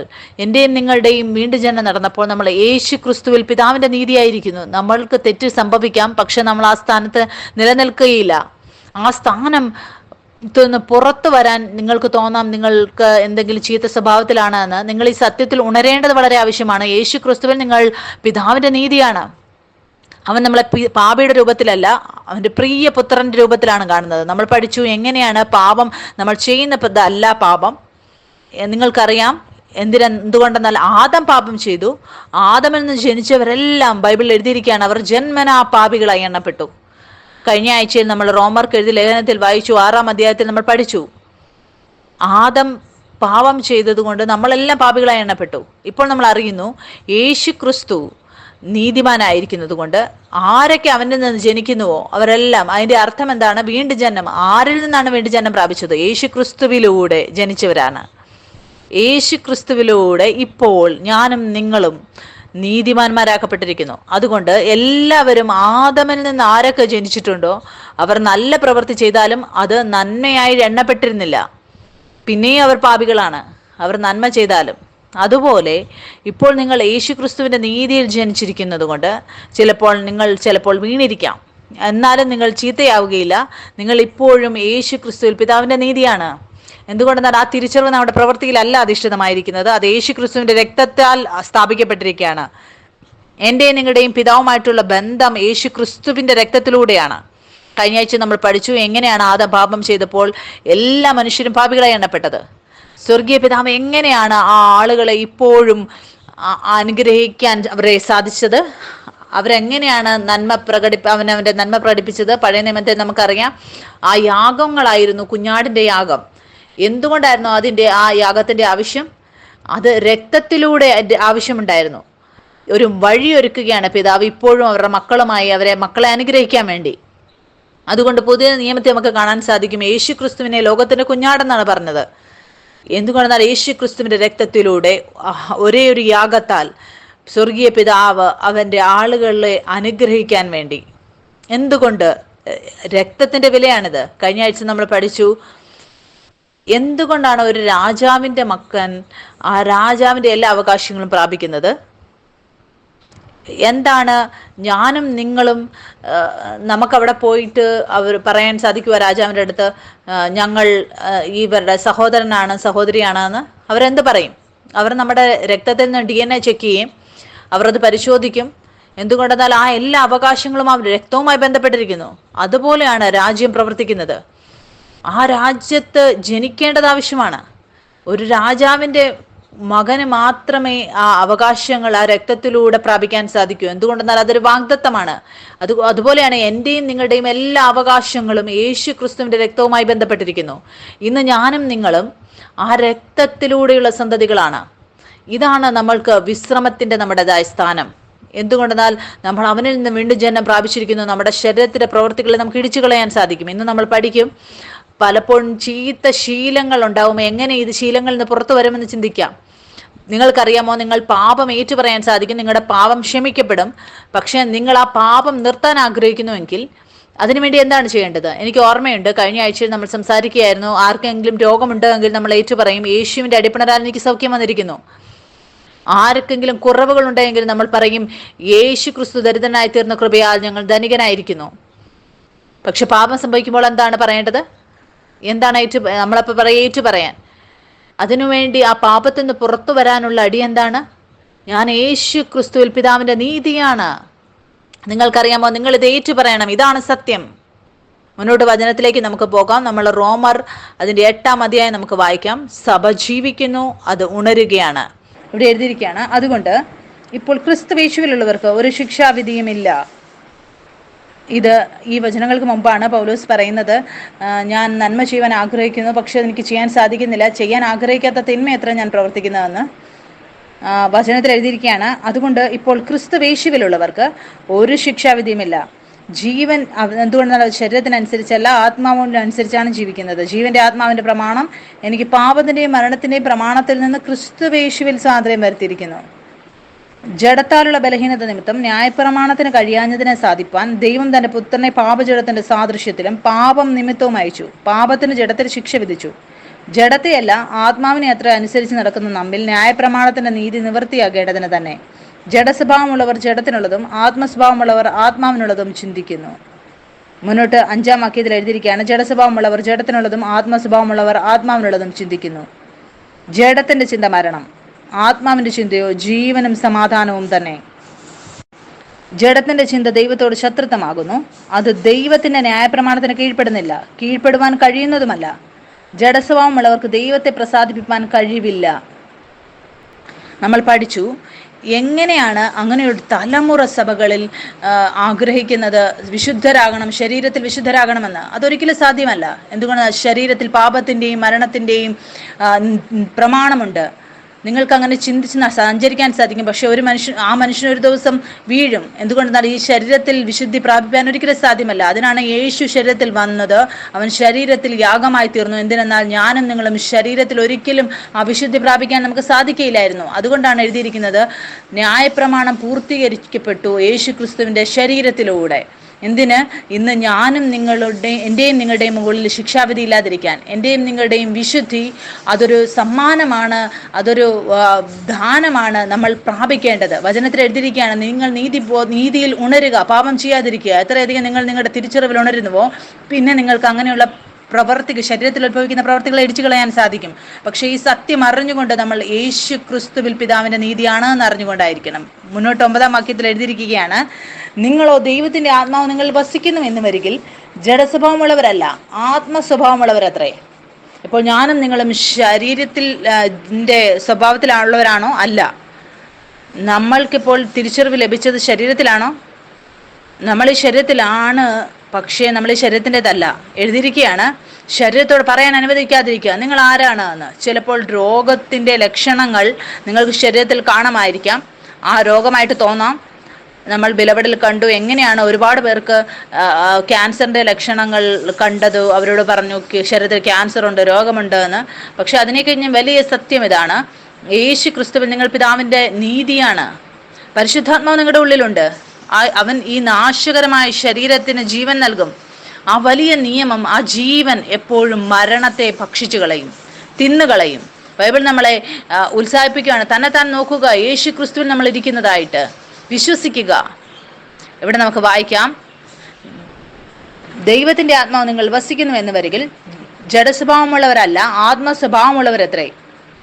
ക്രിസ്തുവിന്റെ ആത്മാവില്ലാത്തവൻ അവനുള്ളവനല്ല. ക്രിസ്തു നിങ്ങളിലുണ്ടെങ്കിലോ ശരീരം പാപം നിമിത്തം മരിക്കേണ്ടതെങ്കിലും ആത്മാവ് നീതി നിമിത്തം ജീവനാകുന്നു. ഇവിടെ വചനത്തിൽ എന്താണ് എഴുതിയിരിക്കുന്നത്? ശരീരം പാപനിമിത്തം മരിച്ചു. നമ്മൾ ശരീരത്തിൽ ചെയ്യുന്ന എല്ലാ പ്രവർത്തികളും, അത് നല്ലതാണെങ്കിലും ചീത്തയാണെങ്കിലും, അത് മരിച്ച പ്രവർത്തികളാണ്. മുന്നോട്ട് എഴുതിയിരിക്കുകയാണ്, ആത്മാവ് നീതി നിമിത്തം ജീവനാകുന്നു. എന്തിനാലാണ് ജീവിക്കുന്നത്? നീതി നിമിത്തം. ഇവിടെ എഴുതിയിരിക്കുകയാണ്, യേശുവിനെ മരിച്ചവരിൽ നിന്ന് ഉയർപ്പിച്ചവന്റെ ആത്മാവ് നിങ്ങളിൽ വസിക്കുന്നുവെങ്കിൽ ക്രിസ്തു യേശുവിനെ മരണത്തിൽ നിന്ന് ഉയർപ്പിച്ചവൻ നിങ്ങളിൽ വസിക്കുന്ന തന്റെ ആത്മാവിനെ കൊണ്ട് നിങ്ങളുടെ മർത്യ ശരീരങ്ങളെയും ജീവിപ്പിക്കും. എനിക്ക് വളരെ ആശയുടെ സാക്ഷ്യം കേട്ട് സന്തോഷം തോന്നി. എല്ലാ യുദ്ധങ്ങളും അത് തുടങ്ങുന്നത് നമ്മുടെ ഹൃദയത്തിൽ, നമ്മുടെ ചിന്തകളിലാണ്. നമ്മൾ അങ്ങനെയുള്ള ചിന്തകളെ നമ്മുടെ ഹൃദയത്തിൽ തന്നെ ഇടിച്ചു കളയാൻ നമ്മൾ പഠിക്കുമ്പോൾ ദുഷ്ടൻ നിങ്ങളുടെ അടുത്തേക്ക് വരിക പോലുമില്ല. അങ്ങനെയുള്ള അവൾക്ക് അങ്ങനെ ചിന്ത വരികയാണ്, അങ്ങനെയുള്ള ഒരു ചിന്ത വരികയാണ്, ഞാൻ ഐസിട്ട് വെള്ളം കുടിച്ചാൽ ചിലപ്പോൾ എൻ്റെ തൊണ്ട കേടാവുമെന്ന്. പെട്ടെന്ന് അങ്ങനെ ഒരു ചിന്ത വരികയാണ്, അതെ എൻ്റെ തൊണ്ട കേടാണ്. പക്ഷേ അവൾ അങ്ങനെ ആ വിചാരങ്ങളെ ഇടിച്ചു കളയുകയാണ്. എന്നിട്ട് ഏറ്റുപറയുകയാണ്, യേശു ക്രിസ്തുവിൻ്റെ പുനരുത്ഥാന ജീവൻ എന്നിൽ വസിക്കുന്നുവെന്ന്. പെട്ടെന്ന് അതെല്ലാം അപ്രത്യക്ഷമാകുന്നു. എന്തുകൊണ്ടെന്നാൽ ആ എല്ലാ ചിന്തകളും തന്നെത്താൻ ഉയർത്തി കാണിക്കുകയാണ്. പക്ഷേ വചനത്തിൽ എഴുതിയിരിക്കുക, അങ്ങനെയുള്ള എല്ലാ ഉയർച്ചകളെയും ക്രിസ്തുവിനോടുള്ള അനുസരണത്തിന് വിപരീതമായിട്ട് ഉയർന്നു വരുന്നതിനെ അതിനെ നിങ്ങൾ ഇടിച്ചു കളയണം. ക്രിസ്തുവിനോടുള്ള അനുസരണത്തിനെ പിടിച്ചടക്കണം. അതിൻ്റെ അർത്ഥം എന്താണ്? ആ എല്ലാ ചിന്തകളും വരുന്നത് പലപ്പോഴും ഇതാ നമ്മളെ കഴിഞ്ഞ് വലുതാണെന്ന് പറയാനാണ് വരുന്നത്. ഒന്നും ഒരു പുത്രനേക്കാൾ വലുതല്ല. എല്ലാം നമ്മുടെ കാലിന്റെ കീഴെയാണ്. അപ്പോഴാണ് നമുക്ക് അതിനെ ഇടിച്ചു കളയാൻ സാധിക്കുന്നത്. വരും നമുക്ക് മുന്നോട്ട് വായിക്കാം. ഇവിടെ എഴുതിയിരിക്കുകയാണ്, 12-ാം വാക്യത്തിൽ എഴുതിയിരിക്കുന്നു, ആകയാൽ സഹോദരന്മാരെ, നാം ജഡത്തെ അനുസരിച്ച് ജീവിക്കേണ്ടതിന് ജഡത്തിനല്ല കടക്കാരാകുന്നത്. നിങ്ങൾ ജഡത്തെ അനുസരിച്ച് ജീവിക്കുന്നുവെങ്കിൽ മരിക്കും നിശ്ചയം. ആത്മാവിനാൽ ശരീരത്തിന്റെ പ്രവൃത്തികളെ മരിപ്പിക്കുന്നുവെങ്കിലോ നിങ്ങൾ ജീവിക്കും. ദൈവാത്മാവ് നടത്തുന്നവർ ഏവരും ദൈവത്തിന്റെ മക്കളാകുന്നു. ആരൊക്കെ ദൈവാത്മാവിനനുസരിച്ച് നടക്കുന്നുവോ, അല്ലെങ്കിൽ അവർ അനുവദിക്കുന്നു അവരുടെ ജീവിതത്തിൽ പരിശുദ്ധാത്മാവിനെ, അവർക്ക് മാത്രമേ ദൈവത്തിന്റെ മക്കളെന്ന് പറയാൻ സാധിക്കുകയുള്ളൂ. മുന്നോട്ട് എഴുതിയിരിക്കുകയാണ്, നിങ്ങൾ പിന്നെയും ഭയപ്പെടേണ്ടതിന് ദാസ്യത്വത്തിന്റെ ആത്മാവിനെ അല്ല. എന്തുകൊണ്ടാണ് ഭയത്തെക്കുറിച്ച് ഇവിടെ എഴുതിയിരിക്കുന്നത്? ഒരു ദാസത്വത്തെക്കുറിച്ച്. എന്തുകൊണ്ടെന്നാൽ അതൊരു സ്ഥാനമാണ് നമ്മൾ നഷ്ടപ്പെടുത്തിയത്. നമ്മൾ പാപികളായി തീർന്നു, ആ സ്ഥാനത്ത് നിന്ന് നമ്മൾ ദൂരെയായി. പക്ഷെ വചനത്തിൽ എഴുതിയിരിക്കുകയാണ്, നിങ്ങൾ പിന്നെ ഭയപ്പെടേണ്ടതിന്റെ ദാസ്യത്വത്തിന്റെ ആത്മാവിനെ അല്ല. നാം അബ്ബാ പിതാവേ എന്ന് വിളിക്കുന്ന പുത്രത്വത്തിന്റെ ആത്മാവിനെ അത്ര പ്രാപിച്ചത്. നാം ദൈവത്തിന്റെ മക്കളെന്ന ആത്മാവ് താനും നമ്മുടെ ആത്മാവോടുകൂടെ സാക്ഷ്യം പറയുന്നത് നമ്മൾ കഴിഞ്ഞ ആഴ്ചയിലും പഠിച്ചു. ആത്മാവ് നമ്മുടെ ആത്മാവോട് കൂടെ, നിങ്ങളുടെ ശരീരത്തോടു കൂടെയല്ല. നമ്മൾ നല്ല പ്രവൃത്തി ചെയ്താൽ ആത്മാവ് ശരീരത്തിന്റെ പ്രവൃത്തികളുമായി സാക്ഷ്യം പറയുകയാണോ? അല്ല. വചനത്തിൽ എഴുതിയിരിക്കുകയാണ്, ആത്മാവ് താനും നമ്മുടെ ആത്മാവോട് കൂടെ സാക്ഷ്യം പറയുന്നു നമ്മൾ ദൈവത്തിന്റെ മക്കളാണ് എന്ന്. നമ്മൾ മക്കളെങ്കിലോ അവകാശികളുമാകുന്നു. ദൈവത്തിന്റെ അവകാശികളും ക്രിസ്തുവിനെ കൂട്ടവകാശികളും തന്നെ. നാം അവനോടുകൂടെ തേജസ്കരിക്കപ്പെടേണ്ടതിന് അവനോടുകൂടെ കഷ്ടം അനുഭവിച്ചാൽ അത്രേ. ഞാൻ പറഞ്ഞതുപോലെ ആത്മാവ് നിങ്ങളുടെ ശരീരവുമായി സാക്ഷ്യം പറയുകയില്ല. ആത്മാവ് നമ്മുടെ ആത്മാവിനോട് കൂടെയാണ് സാക്ഷ്യം പറയുന്നത് നമ്മൾ അവന്റെ മക്കളാണ് എന്ന്. ശരീരത്തിന്റെ കാര്യമാണെങ്കിൽ ശരീരം യേശു ക്രിസ്തുവിനോട് കൂടെ ക്രൂശിക്കപ്പെട്ടിരിക്കുന്നു. സ്വർഗീയ പിതാവിന്റെ ബന്ധം നമ്മുടെ ശരീരത്തിലല്ല. സാത്താൻ നമ്മളെ കാണിക്കാൻ ശ്രമിക്കും ദൈവം നമ്മുടെ ശരീരത്തിനനുസരിച്ചാണ് നമ്മളുമായി ബന്ധം വെക്കുന്നതെന്ന്. അതുകൊണ്ടാണ് ഇന്നത്തെ സഭ ശരീരത്തിൽ വിശുദ്ധരാകാൻ ശ്രമിക്കുന്നത്. ഇതൊരിക്കലും സാധിക്കില്ല. എത്ര പേർ ഈ കാര്യം മനസ്സിലാക്കുന്നു? ഈ സത്യം അറിയേണ്ടത് വളരെ ആവശ്യമാണ്. അപ്പോൾ മാത്രമേ നിങ്ങൾക്ക് ആ ശരീരത്തിന്റെ പ്രവൃത്തികൾ ഇടിച്ചു കളയാൻ സാധിക്കൂ. നിങ്ങൾ അറിയുമ്പോൾ നിങ്ങളുടെ സ്ഥാനം ഒരിക്കലും മാറുന്നില്ല എന്ന്, യേശു ക്രിസ്തുവിൽ നിങ്ങൾ പിതാവിന്റെ നീതിയാണ് എന്ന്, അവന്റെ ശരിയായ അവസ്ഥയാണ് എന്ന്. അതെങ്ങനെയാണ് സാധിച്ചത്? അത് യേശു ക്രിസ്തുവിന്റെ രക്തത്തിലൂടെയാണ്. ആദമിന്റെ രക്തത്തിൽ പാപമായിരുന്നു. അതുകൊണ്ടാണ് നമുക്ക് പുതിയ രക്തത്തിന്റെ ആവശ്യമുണ്ടായിരുന്നു. അത് യേശു ക്രിസ്തുവിലൂടെ നമുക്ക് ലഭിച്ചു. യേശു ക്രിസ്തുവിന്റെ രക്തത്തിൽ ഒരു രോഗവുമില്ല. അതുകൊണ്ട് ഒരു ശാപത്തിനോ പാപത്തിനോ എന്റെയും നിങ്ങളുടെ ജീവിതത്തിൽ അധികാരമില്ല. യേശു ക്രിസ്തു ഒരു ശാപത്തിനും അധീനനായിരുന്നു. അതുകൊണ്ട് എല്ലാവരും അവനിൽ നിന്ന് ജനിച്ചവരെല്ലാം അവരുടെ മേലിലും ശാപത്തിന് അധികാരമില്ല. നമ്മുടെ വീണ്ടും ജനം നടന്നപ്പോൾ നമ്മുടെ DNA മാറുവാനിടയായി. അതുകൊണ്ട് നമ്മൾ കർത്തൃമേശ എടുക്കുമ്പോൾ ക്രൂശിൽ പോകുന്നതിന് മുമ്പ് യേശു അപ്പം എടുത്ത് നുറുക്കി. യേശു ക്രിസ്തു നമ്മൾ ആയിത്തീർന്നു. എന്തിനെന്നാൽ ക്രൂശിന് ശേഷം നമ്മൾ ആ അപ്പം നുറുക്കുമ്പോൾ നമ്മൾ അതിൽ ഭാഗവാക്കാകുമ്പോൾ നമ്മൾ അവരായി തീരാൻ വേണ്ടിയിട്ട് ഒരു പുതിയ സൃഷ്ടി.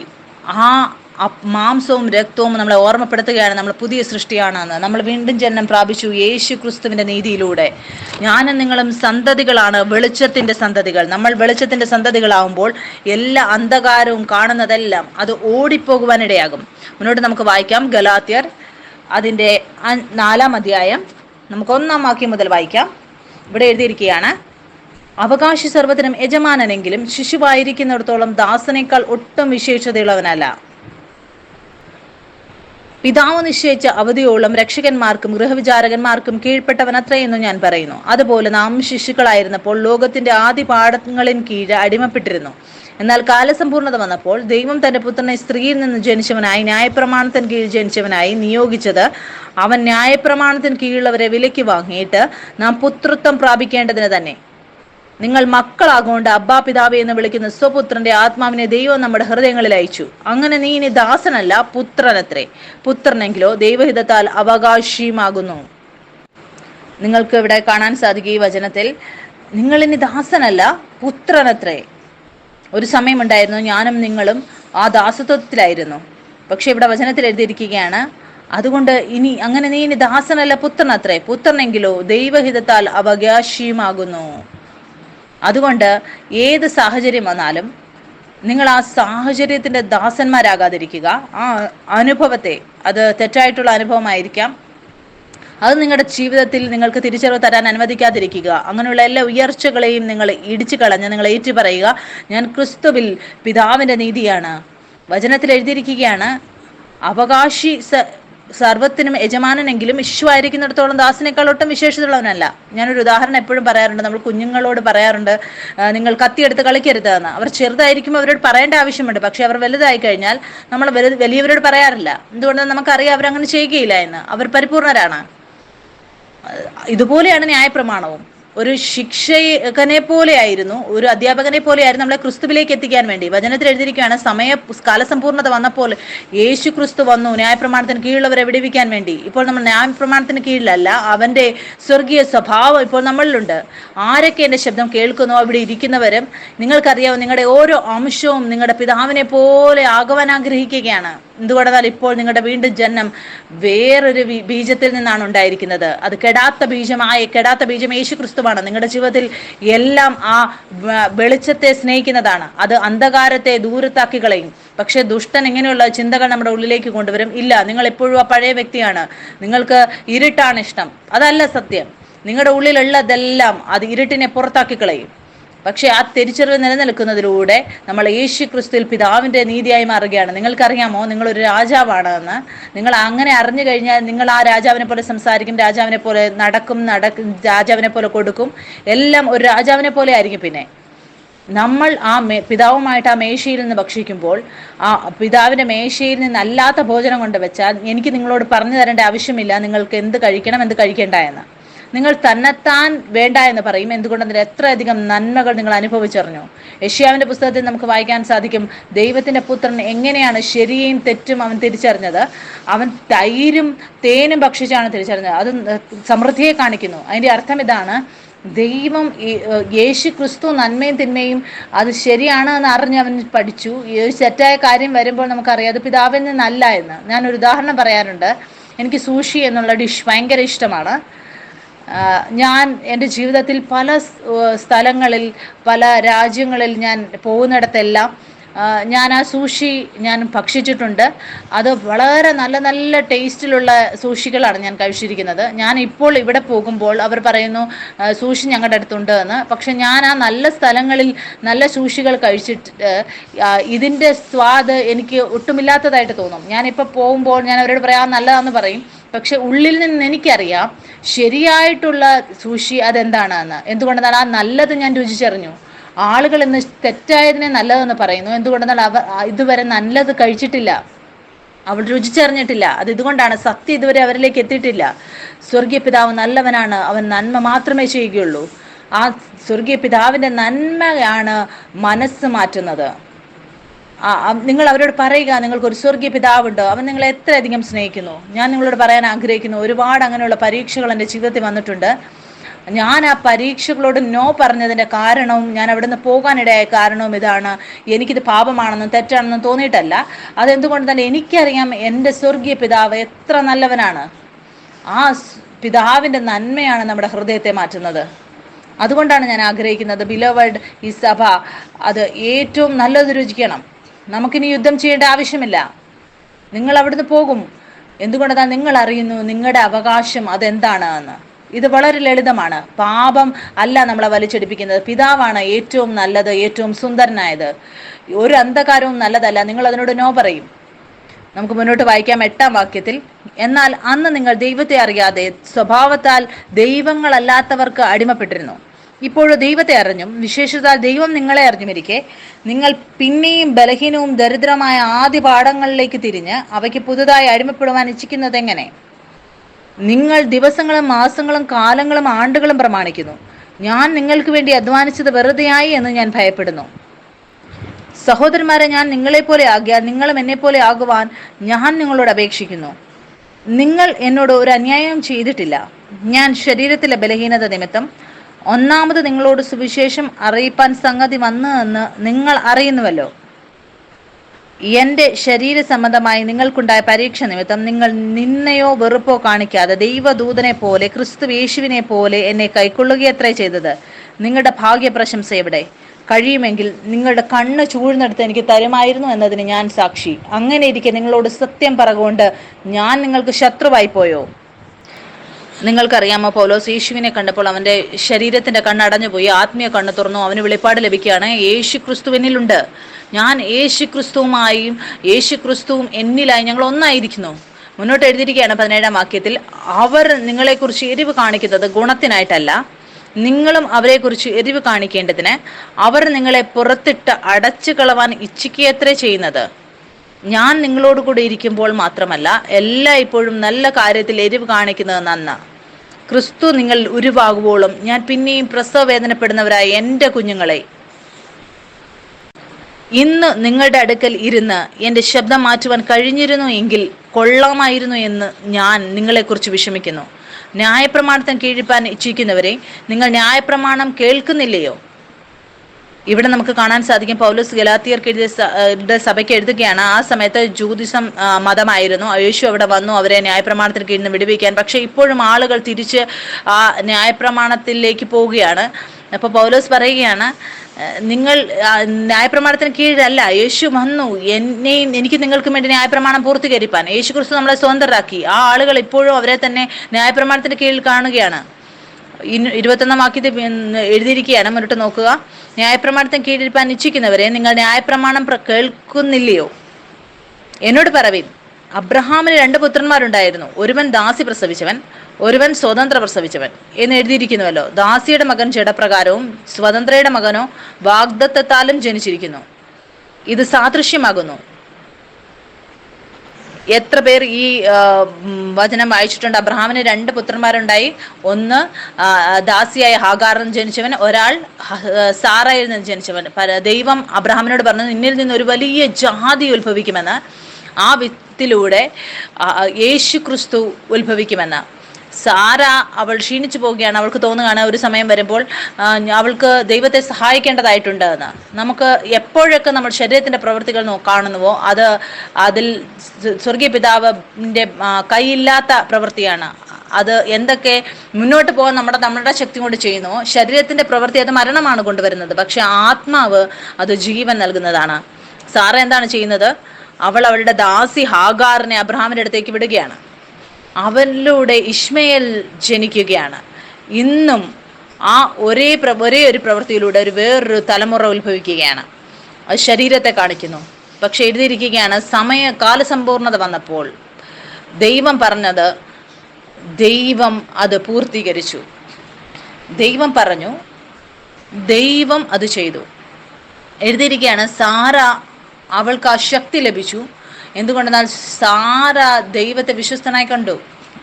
അവൾ ആ സ്ഥാനത്തെത്തി. അവിടെ അവൾക്ക് അറിയാമായിരുന്നു അവിടെ നന്മ ഉണ്ടാകുന്നത് അവിടെ ശക്തി കൊണ്ടല്ല എന്ന്, എൻ്റെയും നിങ്ങളുടെയും വിശ്വസ്തത കൊണ്ടല്ല. പക്ഷേ എന്തുകൊണ്ട്? എൻ്റെയും നിങ്ങളുടെയും സ്വർഗീയ പിതാവ് അവൻ വിശ്വസ്തനായതുകൊണ്ട്. പിന്നെ സാറയിലൂടെ ഇസഹാക്ക് ജനിക്കുകയാണ്.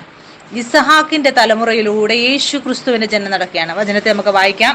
ഇവിടെ എഴുതിയിരിക്കുകയാണ്, അബ്രഹാമിന് 2 പുത്രന്മാരുണ്ടായിരുന്നു, ഒരുവൻ ദാസി പ്രസവിച്ചവൻ, ഒരുവൻ സ്വതന്ത്ര പ്രസവിച്ചവൻ എന്ന് എഴുതിയിരിക്കുന്നുവല്ലോ. ദാസിയുടെ മകൻ ജഡപ്രകാരവും സ്വതന്ത്രയുടെ മകനും വാഗ്ദത്തത്താലും ജനിച്ചിരിക്കുന്നു. ഇത് സാദൃശ്യമാകുന്നു. ഈ സ്ത്രീകൾ 2 നിയമങ്ങൾ അത്രേ. ഒന്ന് സീനായി മലയിൽ നിന്നുണ്ടായി അടിമകളെ പ്രസവിക്കുന്നു. അത് ഹാഗാർ എന്നത് അറബി ദേശത്ത് സീനായി മലയെ കുറിക്കുന്നു. അത് ഇപ്പോഴത്തെ യെരുശലേമിനോടൊക്കുന്നു. അത് തന്റെ മക്കളോട് കൂടെ അടിമയിലല്ലോ ഇരിക്കുന്നത്. മീതിയുള്ള യെരുശലേമോ സ്വതന്ത്രയാകുന്നു. അവൾ തന്നെ നമ്മുടെ അമ്മ. പ്രസവിക്കാത്ത മച്ചിയെ ആനന്ദിക്ക, നോവ് കിട്ടാത്തവളെ പൊട്ടിയാർക്കുക. ഏകാഗ്നിയുടെ മക്കൾ ഭർത്താവുള്ളവരുടെ മക്കളെക്കാൾ അധികം എന്ന് എഴുതിയിരിക്കുന്നുവല്ലോ. നാമോ സഹോദരന്മാരെ ഇസഹാക്കിനെ പോലെ വാഗ്ദത്തത്താൽ ജനിച്ച മക്കളാകുന്നു. ഇവിടെ എഴുതിയിരിക്കുകയാണ്, ഞാനും നിങ്ങളും മക്കളല്ലെന്നാണോ? നിങ്ങൾ നിങ്ങളുടെ ശരീരത്തെ നോക്കുക. നിങ്ങളുടെ ശരീരത്തെ ഇപ്പൊ നോക്കുക.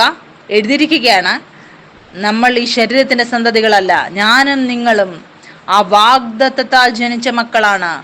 എൻ്റെയും നിങ്ങളുടെയും പുത്രത്വത്തിന്റെ തിരിച്ചറിവ് ആ വാഗ്ദത്തത്തിനനുസരിച്ചാണ്. അത് വിശ്വാസത്തിലൂടെയാണ്. ഞാനും നിങ്ങളും നമ്മുടെ ശരീരത്തെ അല്ല നോക്കുന്നത്. ഞാനും നിങ്ങളും അവന്റെ വാഗ്ദത്തത്താലുള്ള സന്തതികളാണ്, അവന്റെ രക്തത്തിൽ നിന്നുള്ള സന്തതികളാണ്. നമ്മളിത് അറിയുമ്പോൾ ശരീരത്തിന്റെ പ്രവൃത്തികൾ വീഴിക്കാൻ സാധിക്കും. ഞാനും നിങ്ങളും ഇപ്പോൾ ശരീരത്തിൽ നിന്നല്ല നമ്മുടെ തിരിച്ചറിവെടുക്കുന്നത്. നമ്മൾ ഈ കാര്യം അറിയുമ്പോൾ അപ്പോൾ മാത്രമേ നമുക്ക് നമ്മുടെ ശരീരവുമായി വേർപെടുത്താൻ നമുക്ക് സാധിക്കുകയുള്ളൂ. എല്ലാ അങ്ങനെയുള്ള തെറ്റായ കാര്യങ്ങളെ നമുക്ക് ഇടിച്ചു കളയാൻ സാധിക്കും. അതിൽ നിന്ന് നിങ്ങൾ തിരിച്ചറിവെടുക്കുകയില്ല. നിങ്ങൾക്ക് മനസ്സിലാകുന്നു, ഞാനും നിങ്ങളും വാഗ്ദത്തത്തിന്റെ സന്തതികളാണ്. മുന്നോട്ട് എഴുതിയിരിക്കുകയാണ് 29 വാക്യത്തിൽ, എന്നാൽ അന്ന് ജഡപ്രകാരം ജനിച്ചവനെ ആത്മപ്രകാരം ജനിച്ചവനെ ഉപദ്രവിച്ചതുപോലെ ഇന്നും കാണുന്നു. നമ്മൾ വായിച്ചു എങ്ങനെയാണ് ശരീരവും ആത്മാവിൻ്റെയും ഇടയിൽ എപ്പോഴും ഒരു യുദ്ധം നടക്കുന്നത്. മുന്നോട്ട് എഴുതിയിരിക്കുകയാണ്, തിരുവെഴുത്ത് എന്ത് പറയുന്നു? ദാസിയെയും മകനെയും പുറത്താക്കി കളക. ദാസിയുടെ മകൻ സ്വതന്ത്രയുടെ മകനോടുകൂടെ അവകാശിയാകുകയില്ല.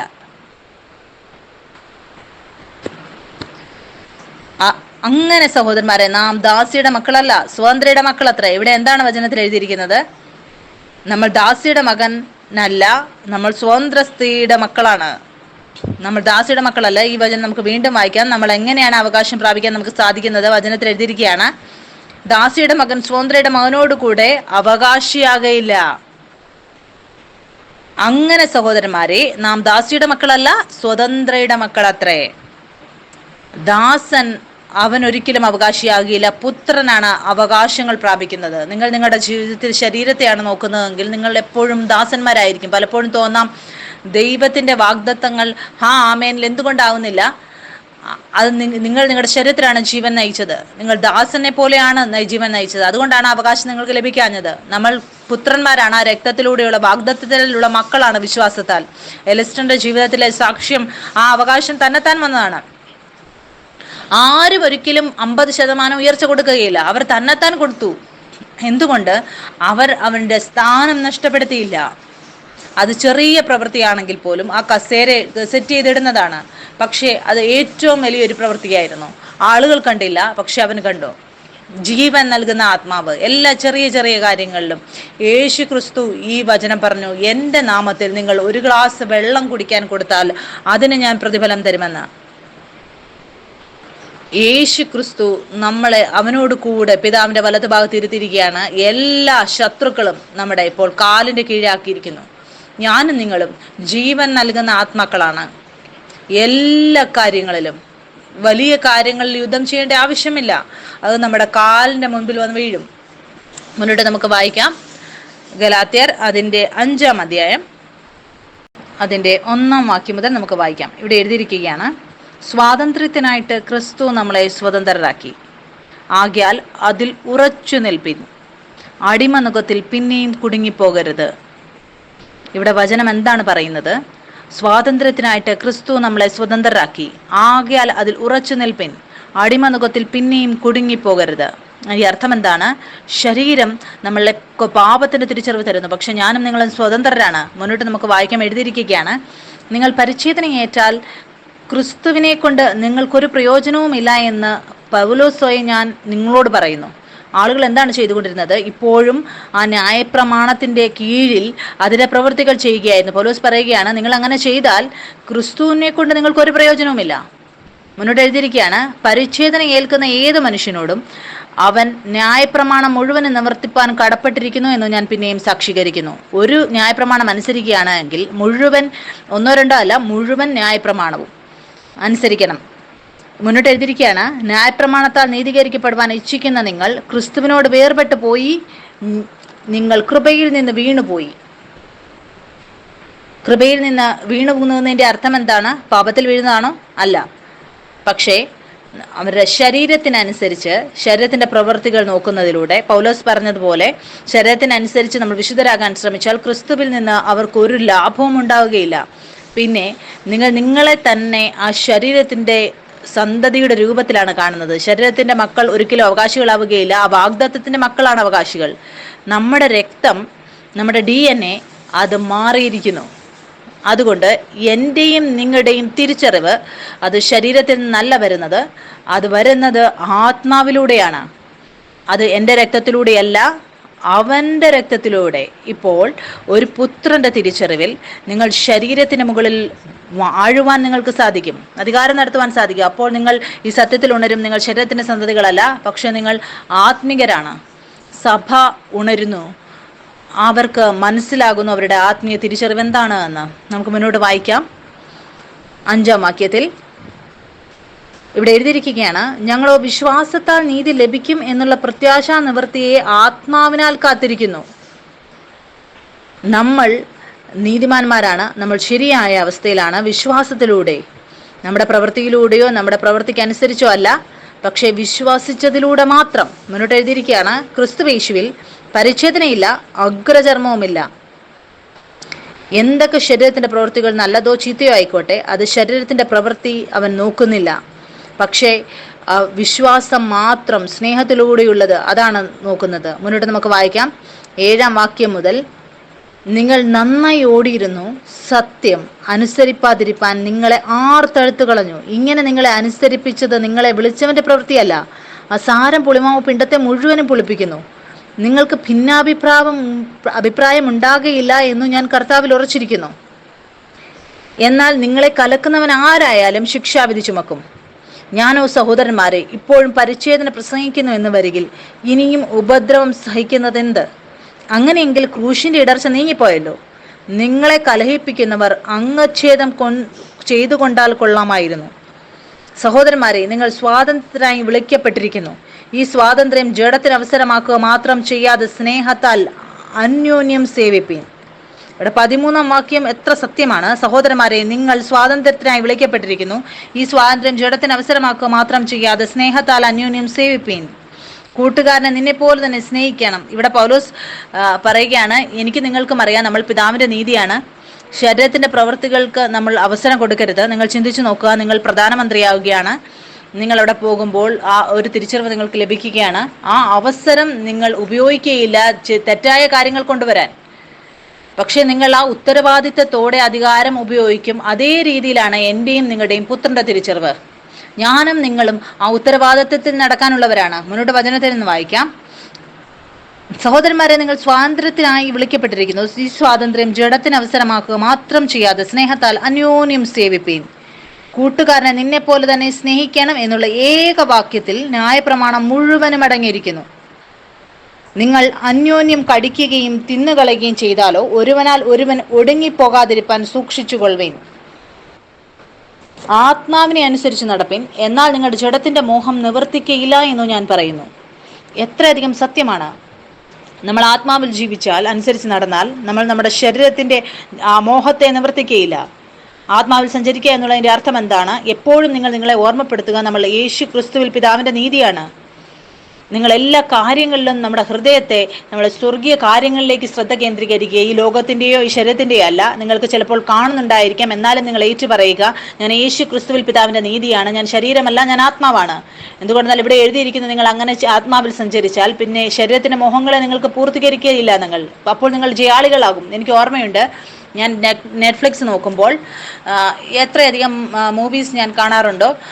എനിക്ക് ഇന്ന് ലോകത്ത് ഞാൻ കാണുന്നത് എല്ലാ കാര്യങ്ങളും അത് തെറ്റായിരിക്കുന്നു, എല്ലാം ചീത്തയായിരിക്കുന്നു. ഒരു സമയമുണ്ടായിരുന്നു ഈ ടെലിവിഷനിലാണെങ്കിലും വന്നുകൊണ്ടിരുന്നത് വളരെ നല്ലതായിട്ടുള്ള കാര്യങ്ങളായിരുന്നു. പക്ഷേ ഇപ്പോൾ സമയം മുന്നോട്ട് പോകുന്നതിനനുസരിച്ച് എല്ലാ കാര്യങ്ങളും അത് അഴുക്കായിരിക്കുന്നു. ഞാൻ ചിന്തിക്കാറുണ്ട്, എന്താവശ്യമാണ് ആരെങ്കിലും രണ്ടുപേർ ഒന്നാവുന്നത് നമ്മൾ കാണുന്നത്? അത് ടി വിയിലാണെങ്കിലും എന്തിനാണ് അത് കാണുന്നത്? ആ രണ്ടുപേരാണ് ഒന്നാവുന്നത്. ഏറ്റവും ആദ്യം ഞാനും നിങ്ങളും പിതാവുമായി ഒന്നായിരിക്കുകയാണ്. ഞാനിത് കാണാൻ തുടങ്ങിയപ്പോൾ എനിക്ക് 1-2 മൂവീസ് കണ്ടു. എനിക്ക് ഒട്ടും ഇഷ്ടപ്പെട്ടില്ല. ഞാൻ അത് വിട്ടുകളഞ്ഞു. ഞാൻ ആഗ്രഹിച്ചു അങ്ങനെ എന്തെങ്കിലും ഉണ്ടായിരുന്നുവെങ്കിൽ അതിൽ നിങ്ങൾക്ക് ആ മൂവി കാണാൻ സാധിക്കുന്നത്, നല്ല കഥയുള്ളത്, ഇങ്ങനെയുള്ളതെല്ലാം ഒഴിച്ചിട്ട്. പക്ഷെ ഞാൻ കാണുകയായിരുന്നു എങ്ങനെയാണ് ആ ആഗ്രഹങ്ങളുടെ മുകളിൽ അത് നിങ്ങൾ വിജയാളികളാകുന്നത്. അതൊരു ജങ്കല്ല, അതൊരു തിരിച്ചറിവാണ്. അകത്തുനിന്ന് നിങ്ങളുടെ ഉള്ളിൽ ഇതൊന്നും കാണാനുള്ള ഒരു ആഗ്രഹവും ഉണ്ടാവുകയില്ല. പിതാവ് ഒരിക്കലും ആഗ്രഹിക്കുന്നില്ല നമുക്ക് ഒരു രീതിയിലുള്ള ചീത്ത ശീലങ്ങളും ഉണ്ടാവണമെന്ന്. അത് സിഗരറ്റ് വലിക്കുന്നതാണെങ്കിലും ലഹരി ഉപയോഗിക്കുന്നതാണെങ്കിലും. എത്ര പേർ ഇവിടെ 5 പ്രാവശ്യം കോഫി കുടിക്കുന്നവരുണ്ട്. അതിന് മുകളിലും വിജയാളിയാക്കാൻ പിതാവ് ആഗ്രഹിക്കുന്നു. ഞാൻ അതെൻ്റെ ജീവിതത്തിൽ മാറ്റാറുണ്ട്. ഞാൻ ഒരിക്കലും എൻ്റെ ശരീരത്തിൽ ഒന്നും എൻ്റെ മകളിൽ അധികാരം നടത്തണമെന്ന്, അതിൻ്റെ ദാസനായി തീരണമെന്ന് ഞാൻ ആഗ്രഹിക്കുന്നില്ല. അത് നെറ്റ്ഫ്ലിക്സ് ആണെങ്കിലും എന്താണെങ്കിലും എനിക്കറിയാം ഞാൻ യേശു ക്രിസ്തുവിൽ പിതാവിൻ്റെ നീതിയാണ്. ഈ തിരിച്ചറിവ് ഞാൻ ഓരോ ദിവസവും വളരുകയാണ്. എന്തുകൊണ്ടെന്നാൽ ആ ബന്ധം ആത്മാവുമായി ബന്ധപ്പെട്ടിരിക്കുന്നു. നിങ്ങൾ ഈ സത്യം അറിയുകയാണെങ്കിൽ നിങ്ങൾക്ക് തന്നെത്താൻ മനസ്സിലാക്കാൻ സാധിക്കും, നിങ്ങൾ അങ്ങനെ ജഡത്തിന്റെ മോഹങ്ങളുടെ മേൽ നിങ്ങൾ അധികാരം നടത്തുന്നത്. നിങ്ങളുടെ സ്വഭാവത്തിലേ പാപമില്ല. പിന്നെ നിങ്ങൾക്ക് കാണാൻ സാധിക്കും അങ്ങനെയുള്ള എല്ലാ ശരീരത്തിന്റെ മോഹങ്ങളുടെ മേലും നിങ്ങൾ വിജയാളികളാകുന്നത്. ഇപ്പോൾ ക്രിസ്തുയേശുവിലുള്ളവർക്ക് ഒരു ശിക്ഷാവിധിയുമില്ല. തെറ്റായ കാര്യങ്ങൾ കാണാൻ ശീലമുള്ളവർക്ക് എങ്ങനെയാണ് അതിൽ നിന്ന് പുറത്തു വരാൻ സാധിക്കുന്നത്? അതേ രീതിയിൽ നമ്മൾ ഏറ്റു പറയുക, യേശു ക്രിസ്തുവിൽ ഞാൻ പിതാവിന്റെ നീതിയാണ്. ആത്മാവിന്റെ തിരിച്ചറിവിൽ നിങ്ങൾ സഞ്ചരിക്കുക. പിന്നെ എഴുതിയിരിക്കുകയാണ്, നമ്മൾ ജഡാഭിലാഷങ്ങളെ പൂർത്തീകരിക്കുകയില്ല എന്ന്, നിവർത്തിക്കുകയില്ല എന്ന്. മുന്നോട്ട് എഴുതിയിരിക്കുകയാണ് 17-ാം വാക്യത്തിൽ, ജഡാഭിലാഷം ആത്മാവിനും ആത്മാഭിലാഷം ജഡത്തിനും വിരോധമായിരിക്കുന്നു. നിങ്ങൾ ഇച്ഛിക്കുന്നത് ചെയ്യാതെ വണ്ണം അവ തമ്മിൽ പ്രതികൂലമല്ലോ. ഇത് നമുക്ക് വീണ്ടും വായിക്കാം. ഇവിടെ എഴുതിയിരിക്കുകയാണ്, ജഡാഭിലാഷം ആത്മാവിനും ആത്മാഭിലാഷം ജഡത്തിനും വിരോധമായിരിക്കുന്നു. നിങ്ങൾ ഇച്ഛിക്കുന്നത് ചെയ്യാതെ വണ്ണം അവ തമ്മിൽ പ്രതികൂലമല്ലോ. 18-ാം വാക്യത്തിൽ എഴുതിയിരിക്കുകയാണ്, ആത്മാവിനെ അനുസരിച്ച് നടക്കുന്നുവെങ്കിൽ നിങ്ങൾ ന്യായപ്രമാണത്തിന് കീഴുള്ളവരല്ല.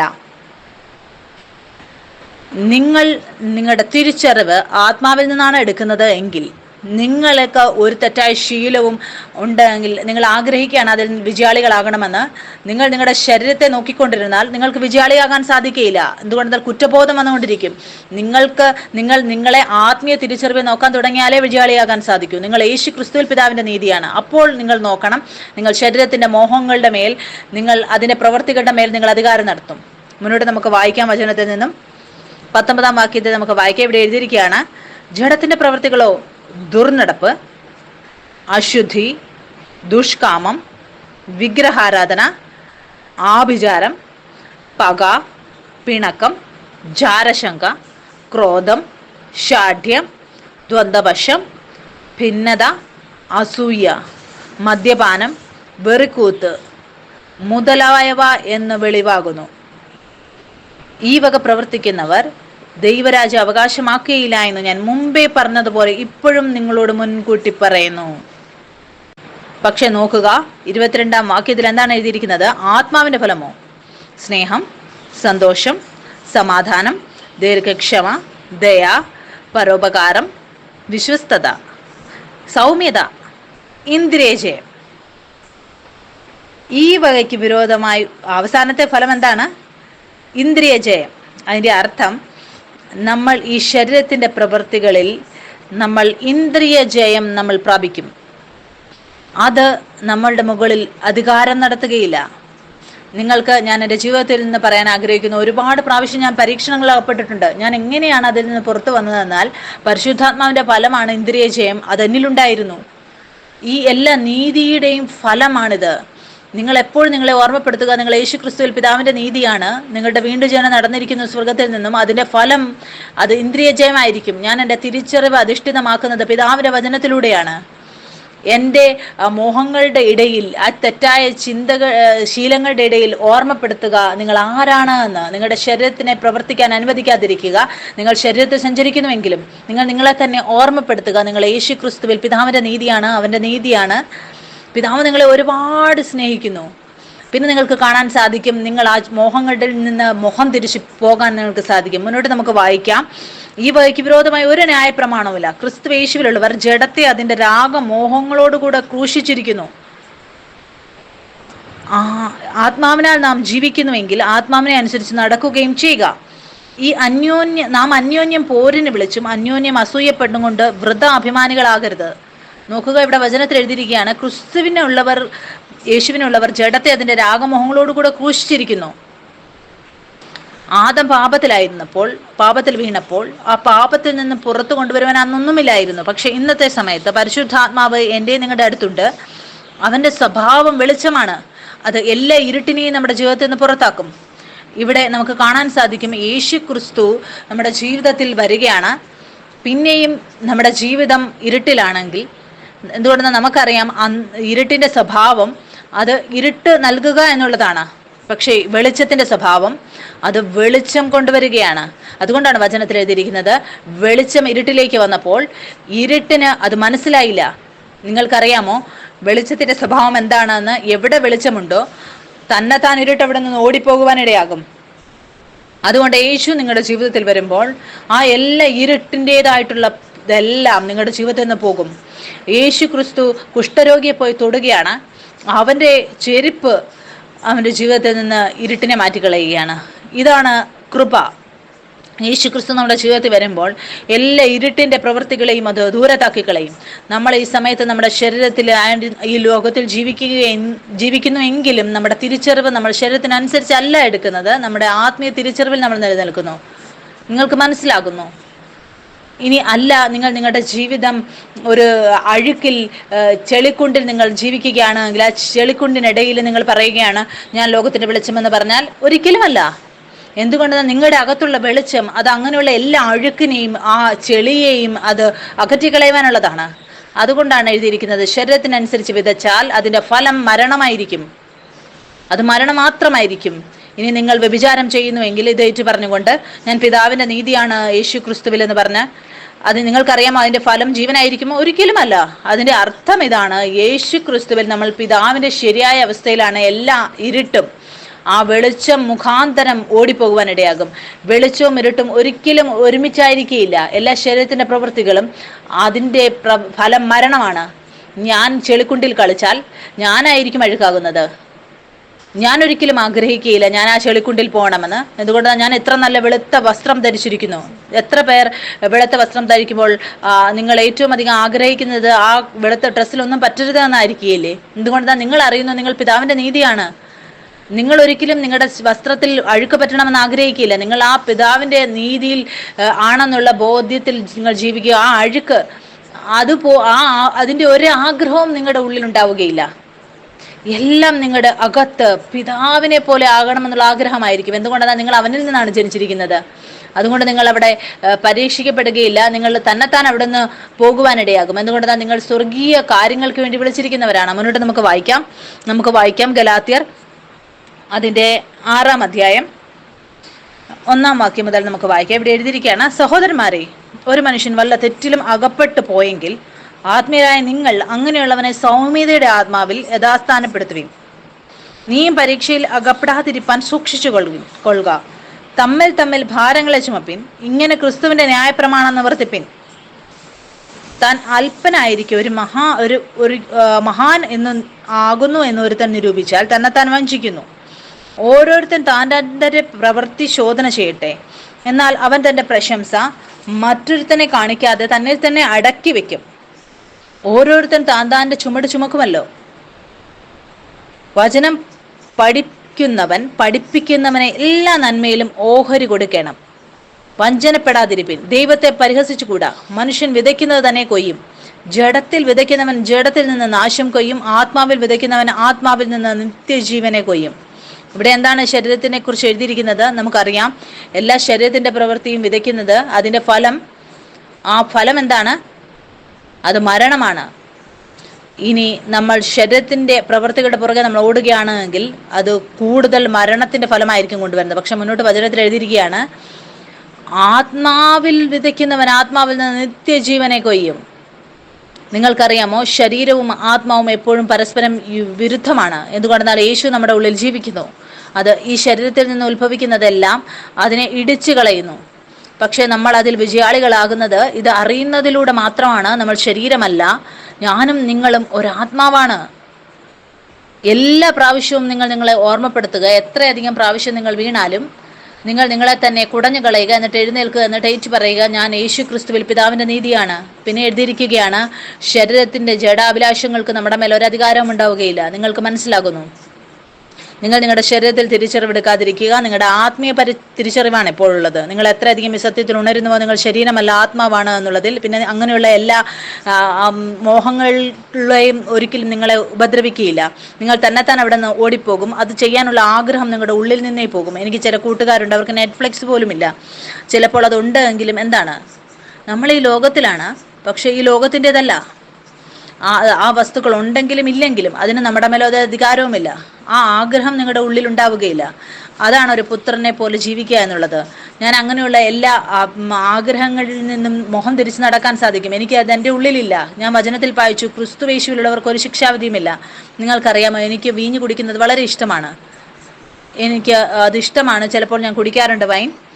പക്ഷെ ഞാൻ അതിൻ്റെ അടിമയല്ല, അതിന് എൻ്റെ മേലെ ഒരു അധികാരവുമില്ല. ഞാൻ ഒരു രീതിയിലും അതേപോലെ തന്നെ കഫീനും എൻ്റെ മേളിൽ അധികാരം നടത്തണമെന്ന് ഞാൻ ആഗ്രഹിക്കുന്നില്ല. ഒരു രീതിയിലുള്ള ശീലങ്ങളും നിങ്ങളുടെ മേൽ അധികാരം നടത്തുകയില്ല. ഒരു പുത്രൻ്റെ രൂപത്തിലുള്ള നിങ്ങളാണ് അതിൻ്റെ മേൽ അധികാരം നടത്തുന്നത്. ഒരു കാര്യത്തിനും ശരീരത്തിൽ ശീലങ്ങൾ അല്ലെ അധികാരം ഇടാൻ അനുവദിക്കാതിരിക്കുക. ഇത് സത്യമാണ്. വചനം തിരിച്ചറിവിനെ കുറിച്ചുള്ളത്. ഇതൊരു പരിപൂർണനായ പുത്രൻ്റെ തിരിച്ചറിവിനെയാണ് കാണിക്കുന്നത്. മുന്നോട്ട് നമുക്ക് വായിക്കാം. 9-ാം വാക്യത്തിൽ എഴുതിയിരിക്കുകയാണ്, നന്മ ചെയ്യുകയിൽ നാം മടുത്തു പോകരുത്, തളർന്നു പോകാഞ്ഞാൽ തക്ക സമയത്ത് നാം കൊയ്യും.